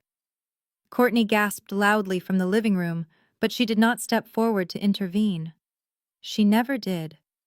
She just stood there clutching her expensive designer scarf, watching our mother do the dirty work of breaking me down. You listen to me, you ungrateful little wretch, Barbara screamed, stepping so close I could smell the stale coffee on her breath. You are going to walk into that room right now, and you are going to sign every single piece of paper DeAndre puts in front of you. You are going to transfer that trust and the cabin and every last penny of that hidden money directly to your sister. She is the legal executor. She is the rightful heir. You have caused this family enough embarrassment and financial ruin. We are taking what belongs to us, and you are going to stand there and let us." I slowly turned my head back to face her. My cheek was burning, throbbing with a bright, hot pain, but my eyes remained completely dry.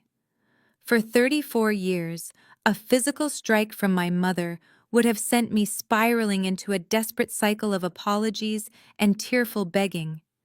I would have done anything to earn her conditional approval back.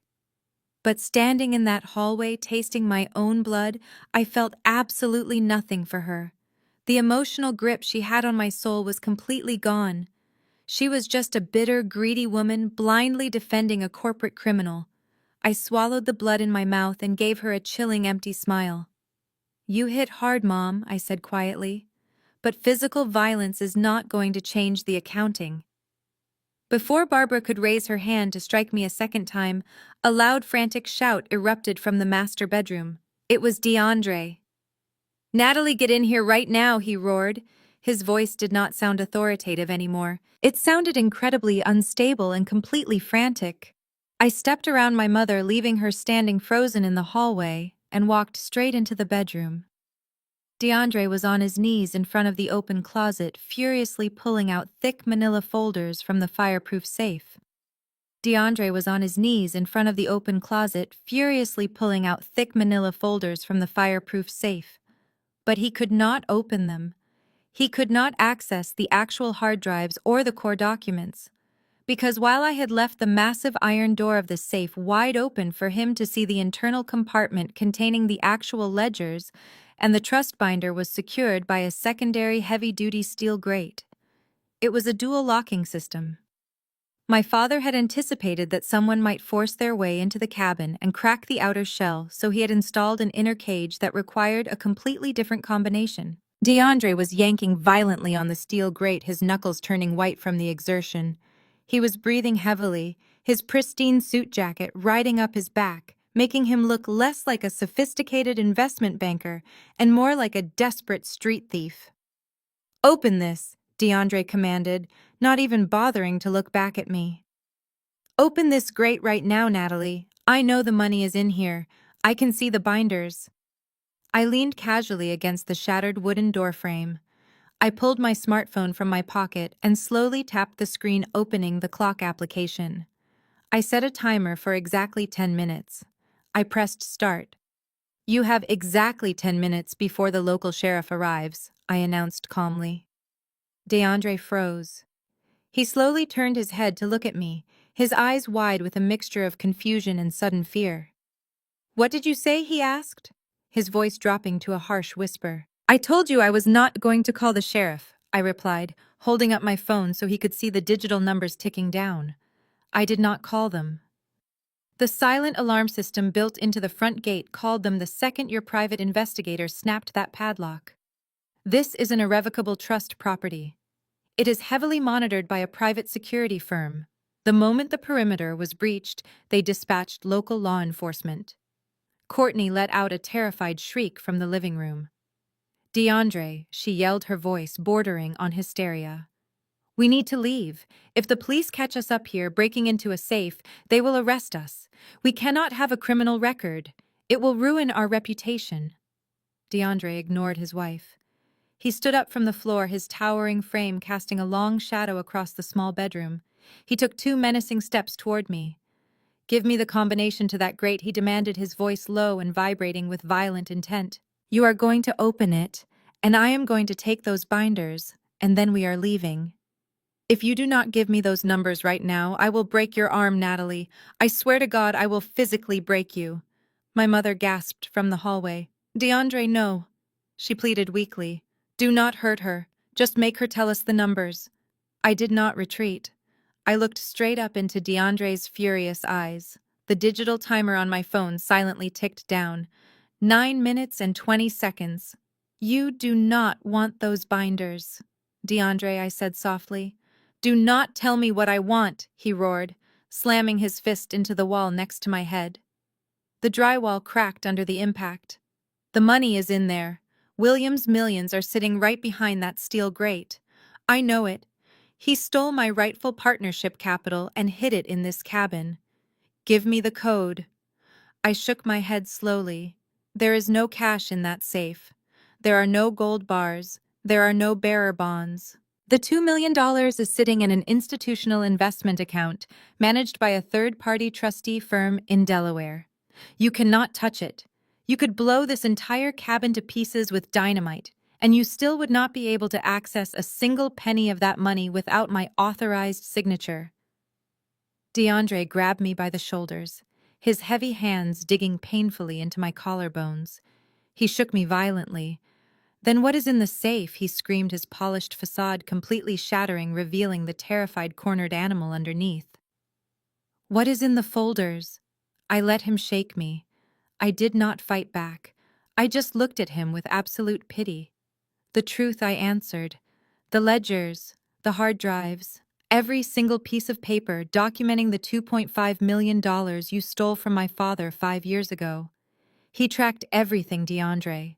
He tracked the shell companies. He tracked the offshore transfers. He tracked the massive margin calls you secretly covered to hide your incompetence from the federal regulators. It is all right there, sitting behind that steel grate. A complete, unbroken chain of evidence proving you are a fraud and a criminal. DeAndre stopped shaking me. His hands slowly released my shoulders. The color drained from his face, leaving his skin a sickly, ashen gray. He stumbled backward, his eyes darting wildly from my face to the fireproof safe and back again. 8 minutes, I said quietly, glancing at my phone. The sheriff is coming up the mountain, and when he gets here, he is going to find a desperate man who just broke into a secure facility, trying to steal evidence of his own federal crimes. DeAndre was breathing in shallow, ragged gasps. He looked at the safe, the physical manifestation of his ultimate destruction sitting just inches away but completely out of his reach. He had spent years building an empire on lies, using my father's money to fund a lavish lifestyle while legally terrorizing anyone who dared question him. He thought he was untouchable. But my father had built a trap, and DeAndre had just walked right into the steel jaws. Give me the code, DeAndre whispered, his voice trembling uncontrollably. Please, Natalie. Give me the code so I can destroy the ledgers before the cops get here. I will drop the injunction. I will unfreeze your accounts. I will walk away. Just give me the code. I smiled. A cold, hard smile that I had learned from years of watching him bully my family. No. DeAndre stared at me, the single syllable hanging in the heavy air between us. The absolute finality of my refusal seemed to shatter whatever fragile grip he still had on his sanity. He let out a primal, guttural scream of pure frustration and grabbed the heavy steel bolt cutters from the floor. For a split second, I thought he was going to swing them at me. Instead, he raised them high above his head and brought them crashing down violently against the solid steel grate of the inner safe. The metal clanged deafeningly, sending sparks flying across the dusty closet floor, but the dual locking mechanism did not even dent. He swung again, and again. Each strike was more frantic than the last. He was destroying the closet, destroying the remaining shreds of his sophisticated Wall Street facade, but the grate held firm. 7 minutes, I announced, checking my phone screen. You are wasting your energy, DeAndre. That is military-grade steel. My mother pushed past me into the bedroom, her eyes wide with terror as she watched her perfect son-in-law completely lose his mind. DeAndre, stop it! Barbara cried out, grabbing his arm. You are going to give yourself a heart attack. Please, we just need to leave. We can call the lawyers when we get back to the city. DeAndre shoved her away so hard she stumbled backward into the wall. Shut up, Barbara, he roared, his chest heaving as he dropped the heavy bolt cutters. The lawyers cannot fix this. If the feds get their hands on those ledgers, I am going to federal prison for the rest of my life. Courtney stood frozen in the doorway, her mouth hanging open. Prison? She repeated the word, sounding completely foreign on her lips. DeAndre, what are you talking about? What did you do? He completely ignored his wife. He turned back to me, dropping to his knees. The arrogant, imposing investment banker was gone. In his place was a pathetic, broken man begging for his freedom. "Natalie, I will give you anything," he pleaded, tears of pure panic streaming down his face. "I will sign over the house. I will give you Courtney's entire inheritance. I will publicly apologize. Just give me the numbers. Let me burn the ledgers in the fireplace before the sheriff pulls up that driveway. Please." I looked down at him. I looked at my mother, who was clutching her chest in shock. I looked at Courtney, who was finally realizing that her entire luxurious life was built on a massive criminal lie. I wanted DeAndre to hold the evidence. I wanted the sheriff to walk through that door and find him with his hands completely covered in the exact documents he was trying to destroy. It would instantly upgrade his crimes from simple financial fraud to active tampering with federal evidence. "Fine," I said softly. DeAndre's head snapped up. 4, 7, 9, 2, 1, 5. I recited the numbers clearly and slowly. DeAndre did not hesitate.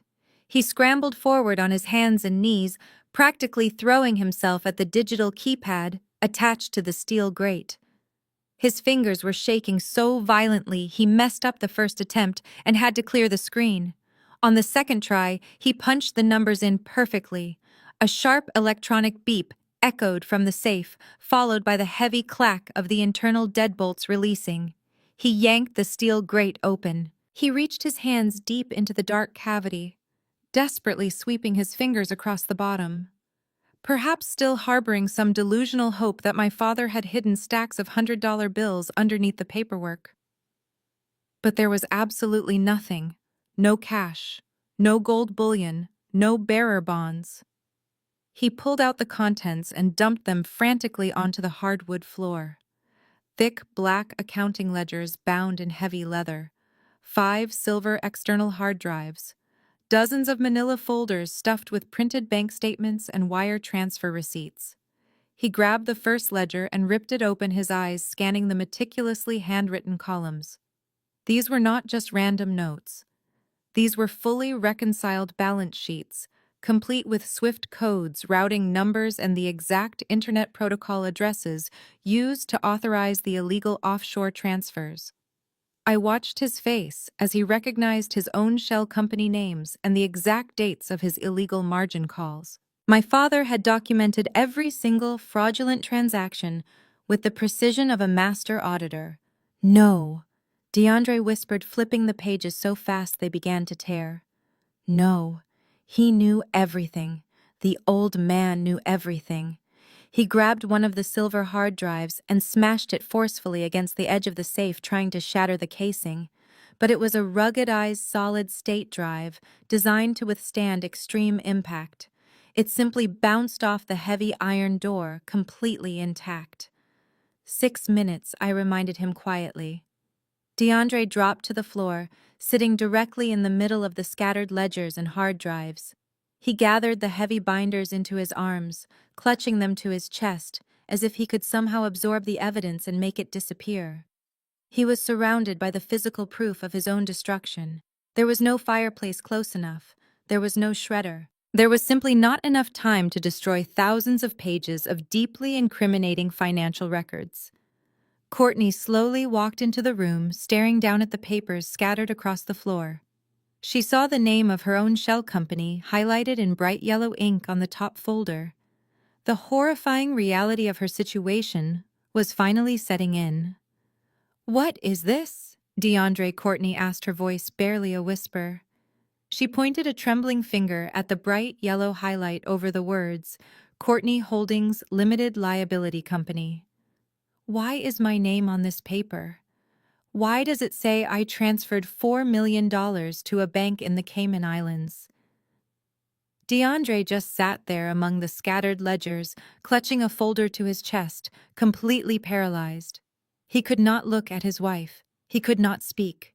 The charismatic investment banker, who loved to hear the sound of his own voice, had finally been shocked into absolute silence. I stepped forward and picked up a ledger that had slid near my boots. I opened it to a page filled with dense columns of alphanumeric routing codes and dates. "He cannot explain it to you, Courtney," I said, my voice steady and completely authoritative. "But I can. I am a forensic accountant. I do this for a living. I track the lies people tell with numbers. Let me tell you the story of your husband." Courtney looked at me, tears streaming down her face, silently begging for the truth she had avoided her entire marriage. 5 years ago, DeAndre took the $2.5 million Dad gave him and tried to salvage his sinking investment fund, I explained, walking slowly around the room. But he was not just a bad investor. He was a reckless gambler. He doubled down on toxic commercial real estate derivatives. He lost Dad's money in less than 90 days. But he still had massive margin calls to cover, and the federal regulators were already circling his firm. He needed cash immediately. He could not go to a legitimate bank because his credit was garbage and his firm was secretly insolvent. I tossed the ledger onto the floor right in front of Courtney's expensive boots. "So he went to the worst kind of people," I continued. "He started taking massive, undocumented cash injections from illegal syndicates. People who operate outside the law and need their dirty money washed clean so they can spend it in the legitimate economy." My mother gasped loudly, pressing her back against the wooden wall of the hallway. "You are lying," Barbara shrieked. "DeAndre is a respected businessman. He does not associate with criminals. He became a criminal, Mom," I shot back, pointing at the sea of evidence on the floor. "He turned his prestigious Wall Street investment fund into a massive, sophisticated money laundering operation. He took millions in illicit cash, fabricated fake consulting invoices to justify the deposits, and then layered the money through dozens of dummy accounts to obscure the original source. It is textbook money laundering. It is exactly what I investigate when the federal authorities hire my firm." I turned my attention back to my sister. Courtney was shaking her head in violent denial, wrapping her arms around her stomach as if she might be sick. "But DeAndre is a coward," I said softly, driving the final nail into the coffin of their perfect marriage. "He knew that if he ever got caught, the federal government would seize everything he owned and send him to prison for decades. He needed a firewall. He needed a fall guy." I pointed directly at the folder Courtney had been staring at. "He needed you, Courtney. He set up Courtney Holdings Limited Liability Company. He made you the sole managing director. Do you remember when he asked you to sign a stack of legal documents a few years ago? He probably told you it was just for tax purposes, or to secure a new mortgage, or to protect your assets." Courtney let out a choked, ragged sob. "He put little yellow sticky notes on the pages," she cried out, her voice cracking with absolute devastation. "He just told me to sign where the flags were. He said it was boring legal stuff and I did not need to read it." "And you did not read it," I said, showing no sympathy. "Because you never wanted to know how he paid for your designer clothes and your luxury vacations. You just wanted the money. But by signing those papers, you became the primary funnel for a massive international money laundering ring. The illicit funds flowed directly through your shell company before being integrated back into his firm as clean capital. If the Securities and Exchange Commission or the FBI ever audited his firm, the paper trail would not point to DeAndre. It would point directly, undeniably, and legally to you. He set you up to take the fall. He traded your freedom to save his own skin." Courtney fell to her knees, landing hard on the wooden floor right next to the shattered hard drive. She stared at her husband, the man she had proudly flaunted for years, the man she had used to belittle me and make me feel inferior. "Tell me she is making this up!" Courtney screamed at him, grabbing the lapels of his expensive camel hair coat and shaking him. "Tell me you did not use my name to launder money!" DeAndre just looked away, his jaw clenched tight. His silence was the loudest confession he could possibly make. I looked at my mother, who was now trembling violently. "Do not think you escaped this either, Mom," I said. "Look at the secondary ledger next to his knee. He needed a registered agent address for a second-tier shell company, a physical location that looked like a quiet residential home to avoid raising red flags with the banking algorithms. He used your home address, the one he just tried to evict me from. That is why he wanted to sell the house so desperately today. He needed to liquidate the physical asset tied to the secondary shell company before the bank inspectors came tomorrow and started asking questions about the weird corporate mail arriving there. Barbara's face turned completely white. She slowly slid down the wall until she was sitting on the hallway floor, her hands covering her face. Her precious golden child and her perfect son-in-law had actively transformed her safe suburban life into an active crime scene. The $2 million in my trust, I concluded looking at the three broken people surrounding me, was Dad's legitimate money. It was the only clean capital left in this entire family. He locked it away where none of you could ever touch it, and he spent his last years compiling this exact paper trail so that when the day came, I could hand it straight to the authorities. DeAndre finally found his voice. It was a weak, pathetic croak. You cannot give this to the authorities, Natalie. They will lock Courtney up too. They will take your mother's house. It will destroy the entire family.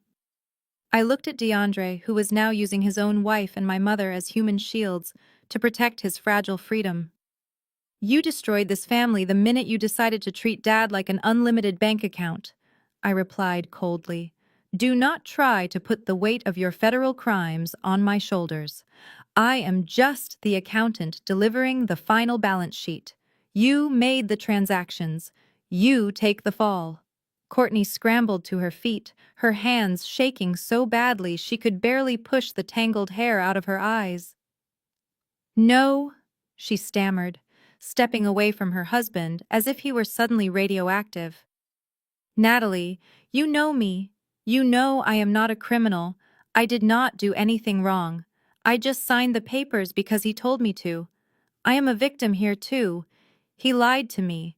I did not know where the money was coming from. I am a prominent member of our community. I sit on charity boards. I cannot go to prison. I would not survive it. I stared at my sister. The golden child who had spent her entire life stepping on my neck to elevate herself was now begging for my mercy. You knew DeAndre was failing 5 years ago, Courtney. You knew he lost Dad's money, but you still wanted the designer bags, the luxury cars, and the exclusive country club memberships. You did not ask questions because you did not want the answers. Willful blindness is not a valid legal defense in a federal money laundering case. When the FBI looks at these ledgers, they will see a managing director who authorized millions of dollars in illegal wire transfers to offshore accounts. They will see you.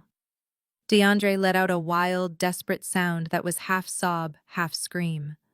The digital timer on my phone hit the 4-minute mark. The reality of the approaching sheriff finally broke whatever rational thought process he had left. He realized that begging was useless, emotional manipulation had completely failed, and logic was no longer an option. He needed to eliminate the physical evidence before law enforcement walked through the front door. He scrambled across the floor on his hands and knees, ignoring the scattered paper ledgers for a moment. He knew that paper could take months for federal prosecutors to fully trace and verify. But the silver external hard drives contained the raw, unencrypted digital data.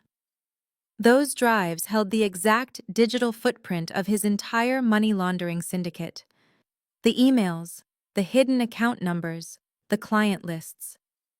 He grabbed 2 of the solid-state drives and scrambled out of the master bedroom, sprinting down the narrow hallway toward the main living room. I followed him at a calm, measured pace. Courtney and my mother trailed right behind me, both of them crying hysterically. We reached the living room just in time to see DeAndre grab a heavy wrought iron poker from the fireplace tool set. He dropped the 2 silver hard drives onto the solid stone hearth. He raised the heavy iron poker high above his head and brought it down with massive, terrifying force. The heavy iron struck the silver casing with a deafening crack that echoed through the entire cabin. DeAndre grunted with the exertion, raising the poker and striking again and again. Metal sparked against stone. He was sweating profusely, his expensive tailored dress shirt, completely soaked, his silk tie, ripped loose and hanging awkwardly around his neck. He looked like an absolute madman, desperately trying to beat his own crimes into dust.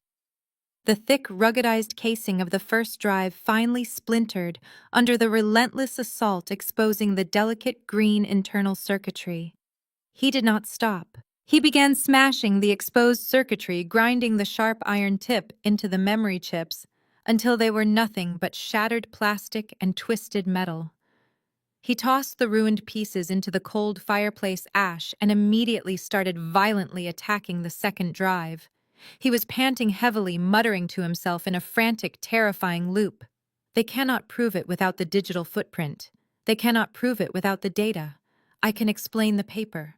I can always explain the paper.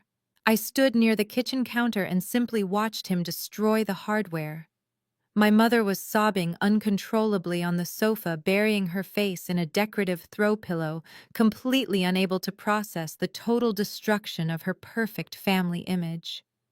Courtney was standing completely still, her eyes wide with sheer horror as she watched the sophisticated man she married reduced to a sweaty, violent animal bashing computer parts with a metal stick. 2 minutes left, I said, quietly checking my screen. DeAndre stopped swinging. He dropped the heavy iron poker onto the stone hearth. It landed with a loud, ringing clatter. His hands were bleeding from where the sharp metal splinters had cut him, but he did not seem to notice the pain. He fell back onto his knees, staring at the pile of destroyed electronics in the fireplace. He let out a breathless, triumphant laugh. He genuinely believed he had just saved himself. He believed that by smashing the physical drives, he had erased the digital history of his crimes. He looked up at me, his chest heaving, a twisted, victorious smile forming on his face. "You did it," DeAndre panted, kicking the shattered remains of the hard drive deeper into the fireplace ash. "You pushed me to the edge, Natalie, but you lose. Without the digital data, those paper ledgers are just handwritten notes by a dead man. Any decent defense attorney will argue your father was suffering from severe dementia and fabricated the entire thing out of pure spite. It is completely inadmissible in court. I am walking out of here, and there is absolutely nothing you can do about it." Courtney stepped forward, her voice trembling violently. "You are walking out of here?" she asked, pointing a shaking finger at her husband. "What about me, DeAndre? My name is still on that shell company.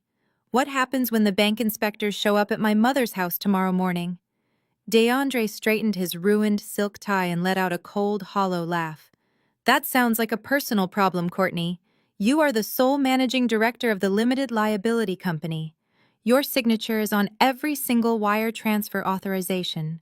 You enjoyed the luxury vacations, the designer clothes, and the country club memberships. If the authorities come knocking, they are going to look directly at the person who officially authorized the movement of those illicit funds." Courtney stared at him, the color draining entirely from her face. "Are you actually saying you are going to leave me to take the fall for this? I am your wife." "You were a convenient asset," DeAndre snapped back, his voice dripping with pure venom. "Do you honestly think I married you because of your brilliant intellect? I married you because your father had capital and you were naive enough to sign whatever legal document I placed in front of you. I needed a firewall, Courtney. I built one and it worked perfectly. If the feds start asking questions, my official statement will be that I was simply acting as an external financial advisor to your independent corporate entity. I had no idea you were engaging in offshore money laundering."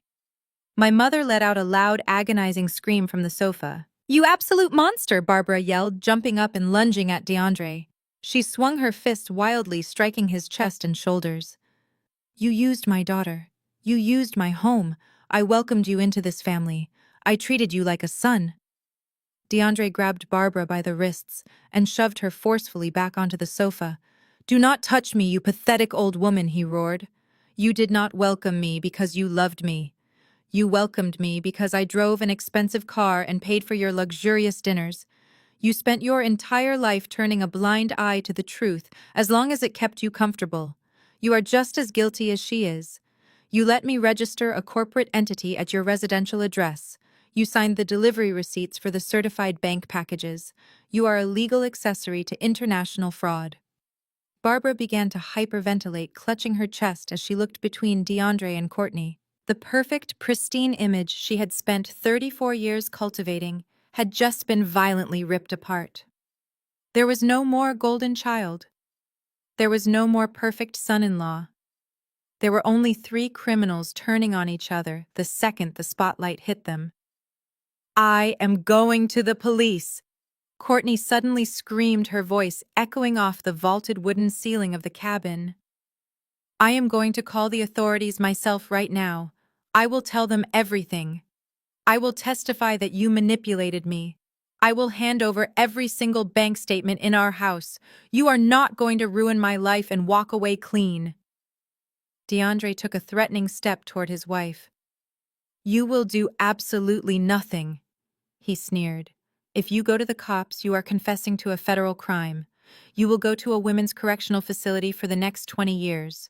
Who is going to pay for your defense attorney, Courtney? You do not have a single penny to your name. The estate is bankrupt. Your accounts are tied to mine. I control the capital, and I will cut you off completely. You will be assigned a public defender who will beg you to take a plea deal." The sheer cruelty of his words hung in the heavy air. The three of them stood in the center of the beautiful mountain cabin, completely trapped in a toxic web of their own creation. For my entire life, they had banded together to make me the scapegoat, constantly reminding me of my supposed flaws. But the moment their wealth was threatened, their loyalty vanished instantly. They were tearing each other apart, completely consumed by greed and self-preservation. I leaned against the kitchen counter, watching the empire crumble. DeAndre turned back to me, holding out his bloody hand. "Give me the paper ledgers, Natalie," he demanded. "I am taking them, and I am leaving." I shook my head slowly, a genuine smile finally breaking across my face. "You really do not understand how forensic accounting works, DeAndre. Professionals never rely on a single physical copy." DeAndre stared at me, his bloody hands hovering awkwardly in the air. The triumphant smirk melted off his face, replaced by a mask of pure dread. "What do you mean?" He choked out, his eyes darting toward the ruined hard drive sitting in the fireplace ash. "Did you honestly believe I would drive 4 hours up a mountain to retrieve the only existing evidence of a massive federal crime and not bring my own equipment?" I asked, gesturing toward the heavy duffel bag I had dropped by the front door when I first arrived. Inside that bag is a military-grade encrypted laptop. When I got here, I did not just open the safe to look at the pretty ledgers. I plugged a high-speed data transfer cable directly into the primary drive. Courtney let out a sharp gasp, stumbling backward until she hit the kitchen island. She clutched the marble countertop to keep from collapsing completely. "This cabin is off the cellular grid," I continued, my voice echoing clearly in the stunned silence of the room. But Dad was smart. He installed a highly secure satellite internet connection. While your private investigator was busy snapping the lock on the front gate, and you were aggressively banging on my front door demanding to be let in, I was not just sitting here doing nothing. I was running a secure file transfer protocol.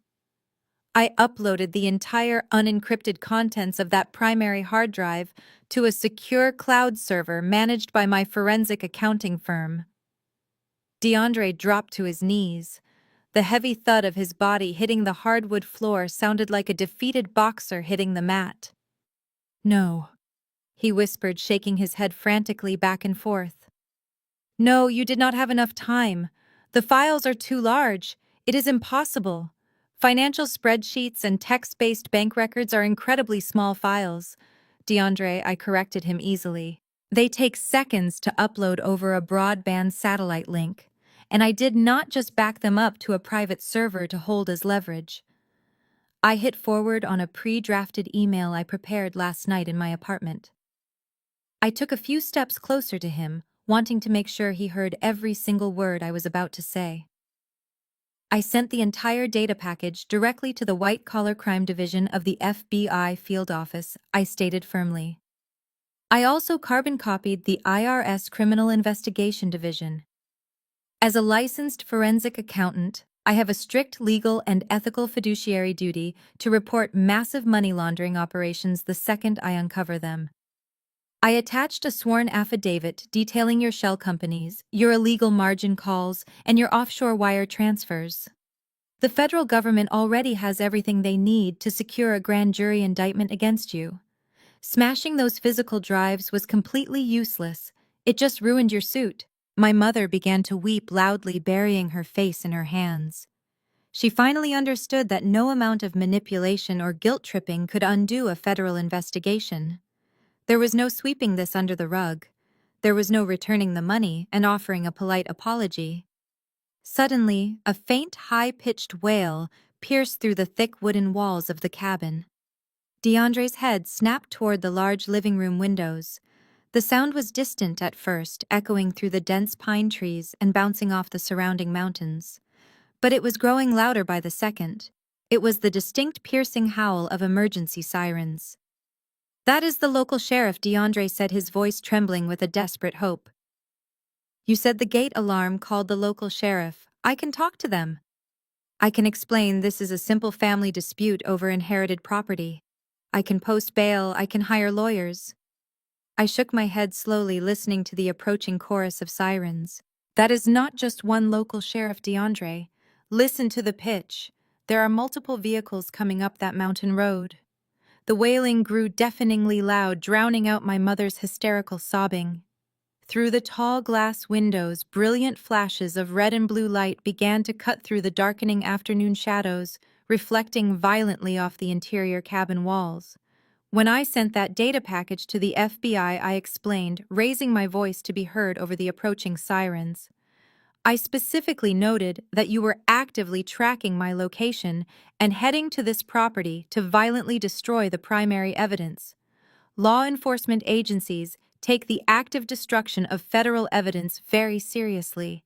They do not just send a single deputy to handle a trespassing call when a multi-million-dollar money laundering suspect is cornered. They send everyone." The flashing red and blue lights illuminated DeAndre's terrified face. He looked out the window as 3 heavy police cruisers and 2 black tactical SUVs violently breached the tree line and slammed into park on the gravel driveway. Doors flew open, and heavily armed officers stepped out, their radios crackling loudly in the crisp mountain air. Courtney collapsed onto the floor next to the kitchen island, pulling her knees to her chest and rocking back and forth in a state of total catatonic shock. The golden child had finally hit rock bottom. DeAndre looked down at his bleeding hands, then at the shattered hard drives in the fireplace, and finally up at me. He was completely trapped. The heavy oak door was kicked open with such explosive force that the frame splintered entirely. 3 men wearing dark tactical gear and vests marked FBI flooded into the living room. They were followed by 2 local sheriff deputies with their hands resting on their holstered weapons. The peaceful silence of the cabin was shattered by deep voices echoing strict commands. "Get down on the ground," the lead agent shouted, sweeping his flashlight across the room. "Keep your hands where I can see them. Do it now." DeAndre did not argue.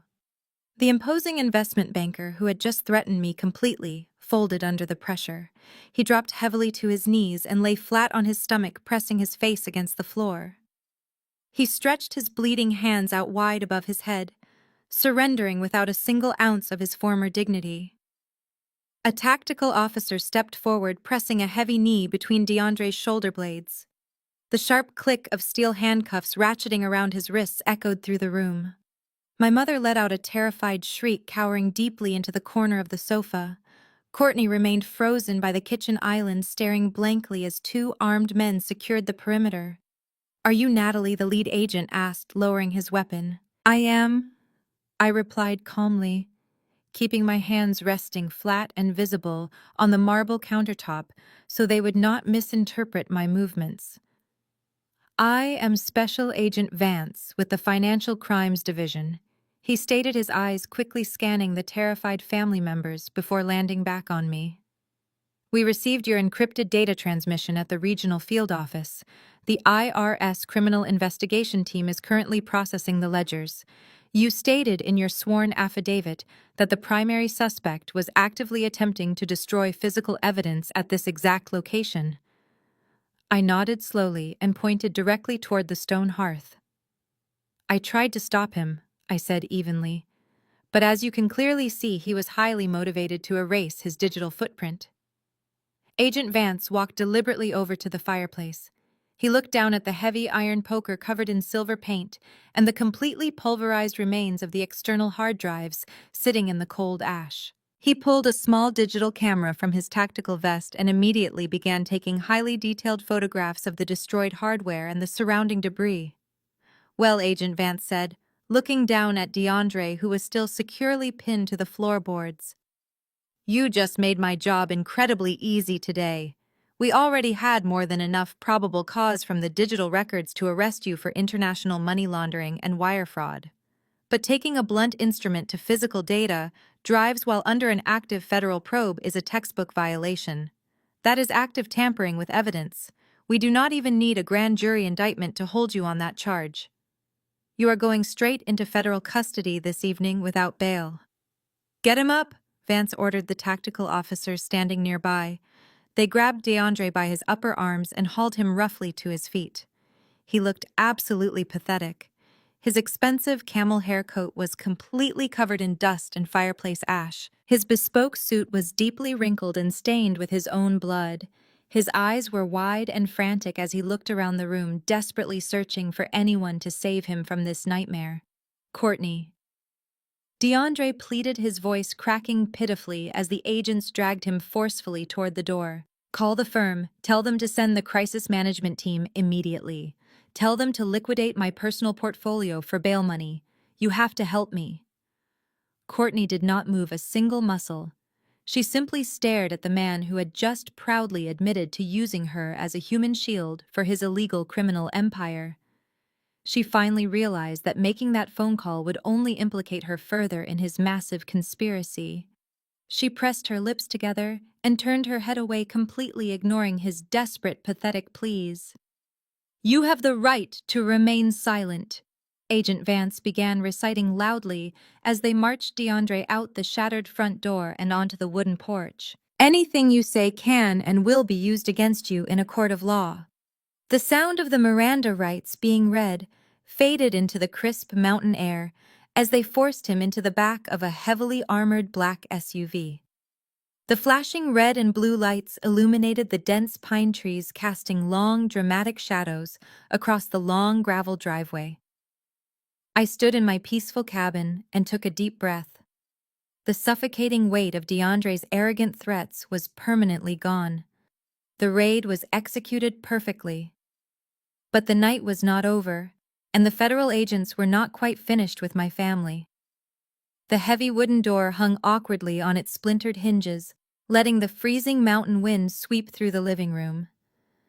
The flashing red and blue lights slowly disappeared down the winding gravel driveway, taking DeAndre and his shattered Wall Street ego with them.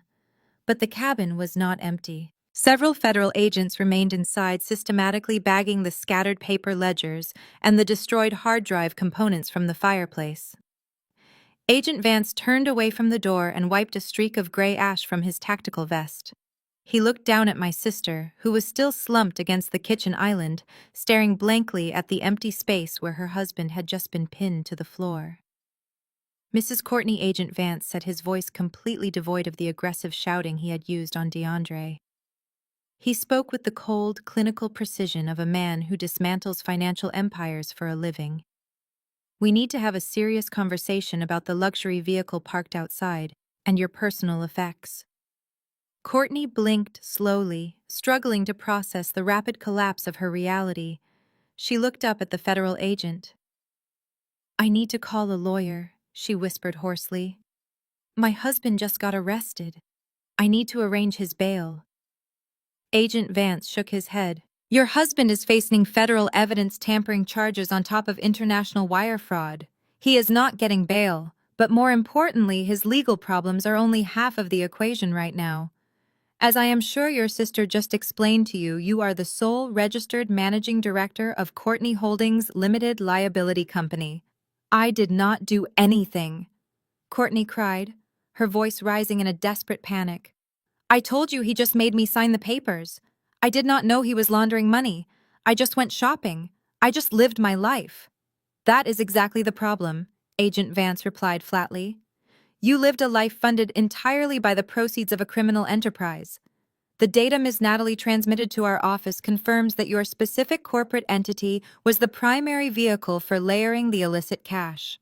Under federal civil asset forfeiture laws, any property vehicle or luxury item purchased with laundered funds is immediately subject to government seizure. Courtney stared at him, her mouth opening and closing as she tried to comprehend the legal jargon. "What does that mean?" she finally asked. I leaned against the marble counter watching the golden child face the ultimate audit. "It means you do not own anything, Courtney," I explained clearly. "The federal government does not let you keep the spoils of a massive financial crime.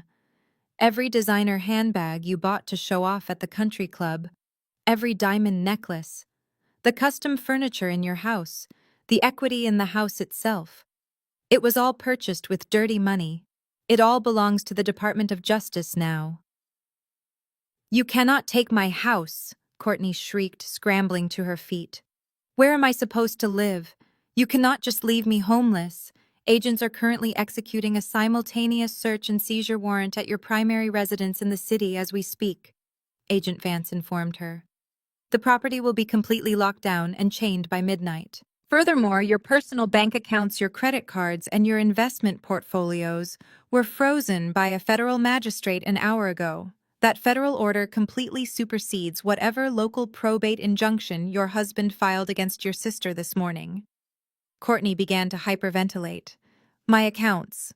But I have an auto pay for my charity gala tomorrow. I have a personal trainer. I have car payments."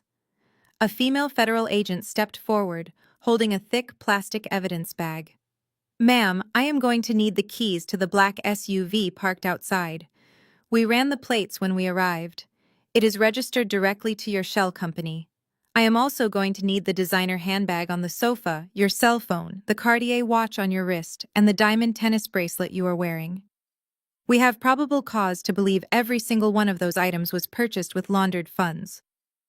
My mother, who had been crying silently on the sofa, suddenly jumped up. She picked up her designer purse, dumped her lipsticks and a few crumpled tissues onto the kitchen counter, and handed the empty leather bag to the agent. Finally, she reached into her coat pocket and surrendered the keys to the massive luxury SUV that had brought her up the mountain. "How am I supposed to get home?" Courtney asked, her voice entirely hollow. She was stripped of her armor. The wealth that made her feel superior to me was sitting in a cheap plastic bag. "You can ride with your mother," Agent Vance replied, turning away to inspect the rest of the paperwork the agents had gathered. "Assuming her vehicle is not also tied to your corporate entity. We will be auditing her residential address first thing tomorrow morning, given it was listed as the corporate headquarters for a secondary shell company.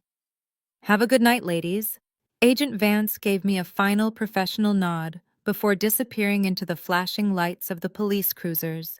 A single local sheriff deputy stayed behind to help secure the entire property.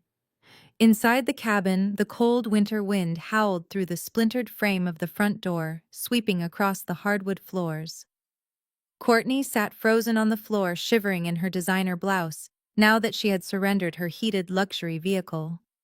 My mother stood in the center of the living room, her eyes darting frantically. The reality was finally penetrating her thick armor of denial. Her perfect life was completely over.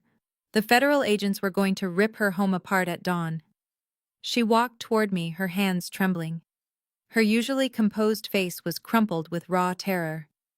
"Natalie," my mother whispered, her voice cracking as she reached out to grab my hands. I stepped back, refusing the physical contact. She let her hands fall awkwardly. "Natalie, please, you have to fix this. You are a financial expert. You can call that agent back and explain that I had nothing to do with DeAndre and his illegal business." I crossed my arms. "I cannot lie to the federal government, Mom. You signed the delivery receipts, you let him use your address. You enjoyed the expensive dinners he paid for with dirty money. You chose to look the other way, and now the bill is due." "But we are family," Barbara sobbed. She pulled out the ultimate manipulation card she had used to control me my entire life. "I am your mother. Courtney is your own flesh and blood. You cannot let the government throw us out on the street. You have the trust fund. You have $2 million in clean, untouchable cash. You can hire the best defense attorneys. You can buy us a new house. You have to help us. Family helps family in times of crisis. I stared at her with a profound, chilling clarity. Even after everything that had just happened, she still viewed my resources as her personal safety net. Family helps family, I repeated. Where was this loyalty yesterday when you showed up at my house with a real estate agent? Where was this loyalty when you demanded I pay off a massive foreclosure to save DeAndre? Where was your maternal instinct when he threatened to destroy my career and freeze my bank accounts? My mother opened her mouth to speak, but no words came out. She had no defense. You did not care if I was homeless, I continued. You did not care if my life was ruined, as long as your golden child got to keep her luxury cars. You only care about family now, because you are standing on the edge of a cliff and I hold the rope. I am not throwing it down. Not a single penny of my father's money is going toward bailing out criminals or their enablers.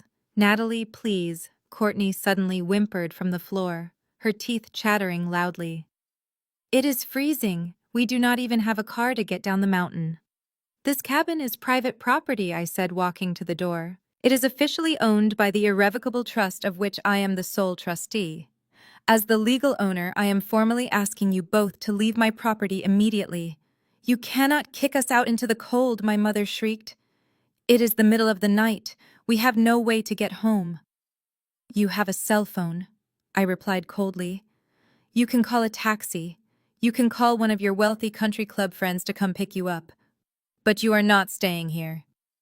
I stepped out onto the porch and waved my hand at the waiting sheriff deputy. He immediately jogged up the wooden steps, resting his hand casually on his utility belt. Is there a problem here, ma'am? The deputy asked, looking between me and my mother. Yes, officer, I said clearly. These two women are trespassing on my private property. I have asked them to leave and they are refusing. I would like them formally escorted off the premises. The deputy nodded, turning a stern gaze toward my mother and sister. You heard the owner, ladies. Time to move along. Let us go. Barbara let out a dramatic wail of absolute despair. She grabbed Courtney by the arm, hauling her shivering daughter up from the floor. They stumbled toward the broken door together, a truly pathetic picture of ruined entitlement. They walked past me without making any eye contact whatsoever, escorted by the armed deputy down the long wooden steps and out into the freezing, unforgiving dark. The tail lights of the police cruiser finally faded, and I was completely alone. The tail lights of the police cruiser finally faded, and I was completely alone. For the first time in my entire life, the silence inside the cabin did not feel lonely. It felt incredibly expansive. I walked over to the shattered front door, pulling the heavy wooden panels together as best I could against the freezing mountain wind. I built a massive fire in the stone hearth, sweeping away the metallic dust and broken plastic of DeAndre's destroyed hard drives. I sat on the sofa, wrapped in a thick wool blanket, and watched the flames consume the last remaining traces of my toxic family. I did not cry. I slept better that night than I had in 34 years. 6 months have passed since that terrifying night. I am currently sitting on the newly rebuilt front porch of the Lake Tahoe cabin. The bitter winter snow has completely melted away, replaced by the vibrant green pines and the crystal clear blue water of the lake, sparkling brilliantly in the late spring sun. I have a mug of hot black coffee in one hand and a tablet in the other, reviewing the quarterly earnings for my newly established independent forensic accounting firm. The $2 million trust my father left me provided the perfect seed capital to launch my own business. I now specialize exclusively in helping vulnerable individuals untangle themselves from financial abuse. I use my professional skills to hunt down predators just like DeAndre, and business is absolutely booming. Speaking of DeAndre, his highly paid corporate lawyers could not save him from the mountain of digital evidence I handed to the FBI. He pleaded guilty to multiple counts of international money laundering and evidence tampering to avoid a highly publicized trial. He was sentenced to 15 years in a federal penitentiary without the possibility of early parole. His prestigious Wall Street firm was completely dismantled by the Securities and Exchange Commission. Courtney did not fare much better. The Department of Justice seized absolutely everything she owned under strict civil asset forfeiture laws. Her luxury cars, her designer wardrobe, her diamond jewelry, and her massive suburban mansion were all auctioned off to pay federal restitution. Because she was the managing director of the shell company, she narrowly avoided prison time by cooperating fully with the prosecution, but she was left with absolutely nothing. The last I heard through the grapevine, the former golden child is currently working as a shift manager at a discount retail store, living in a tiny studio apartment on the bad side of the city. My mother lost her house the very next morning. The federal agents found decades of secondary shell company documentation stashed in her attic. The property was seized by the government. Barbara was forced to move into a cramped, low-income senior living facility. Her wealthy country club friends completely abandoned her the second her name appeared in the federal indictment headlines. Her perfect manicured social standing evaporated overnight. They have both tried calling me from different burner phones, leaving tearful voicemails begging for forgiveness and financial handouts. I changed my number and instructed my legal team to issue formal cease and desist letters. The boundary I drew that night in the cabin is permanently sealed in concrete. My father knew that money alone could not buy my freedom. He knew I needed the truth to shatter the psychological chains my mother and sister had wrapped around me since childhood. He handed me the sword, but I was the one who had to swing it. The $2 million is wonderful, but the absolute peace of mind I have right now is entirely priceless. I wake up every single morning knowing that my success is my own, my home is secure, and I never have to apologize for existing ever again. If you have ever been the scapegoat in a toxic family dynamic, I want you to know that your empathy and your patience are not weaknesses. They are simply traits that selfish people will try to exploit until you finally decide to say enough. You do not owe your abusers your future, and you certainly do not owe them your peace. Sometimes walking away is the only way to win. Thank you so much for listening to my story. If my journey resonated with you, please hit the like button and subscribe to the channel for more stories of resilience, justice, and surviving toxic families. Have you ever had to legally cut ties with entitled relatives? I would love to read your experiences in the comments below. Remember, you have the power to build a beautiful, completely independent life. Stay strong. The harrowing journey of Natalie and her family's betrayal illuminates a profound and often painful truth. Sharing DNA with someone does not obligate you to set yourself on fire just to keep them warm. For generations, society has conditioned us to believe the narrative that family is everything, a sentiment that is too often weaponized to excuse toxic, manipulative, or even criminal behavior. In the story, Natalie's mother and sister repeatedly played the "we are family" card, not out of genuine love, but as a mechanism of control and a shield for DeAndre's devastating financial crimes. They expected her to blindly sacrifice her stability, her home, and her career to cover up their reckless greed. However, Natalie's steadfast refusal to be the sacrificial lamb demonstrates that true empowerment begins the exact moment you stop seeking validation from those who only value you for what they can extract from you. Establishing ironclad boundaries with relatives is uniquely agonizing because it requires grieving the supportive family you deserved but never actually had. Natalie's ultimate triumph was not just in securing her trust fund or exposing a federal money laundering syndicate. It was the quiet realization on the cabin porch that she no longer had to apologize for her own existence. She used the truth, hard, undeniable facts to dismantle a lifetime of psychological gaslighting. Her story teaches us that we do not have to be complicit in our own destruction just to keep the peace at the family dinner table. We possess the absolute right to protect our peace, our assets, and our mental health, even if it means walking away from the people who raised us. If you are currently trapped in a cycle of family manipulation, take a step back today to evaluate your boundaries and seek the professional support you need to reclaim your independence.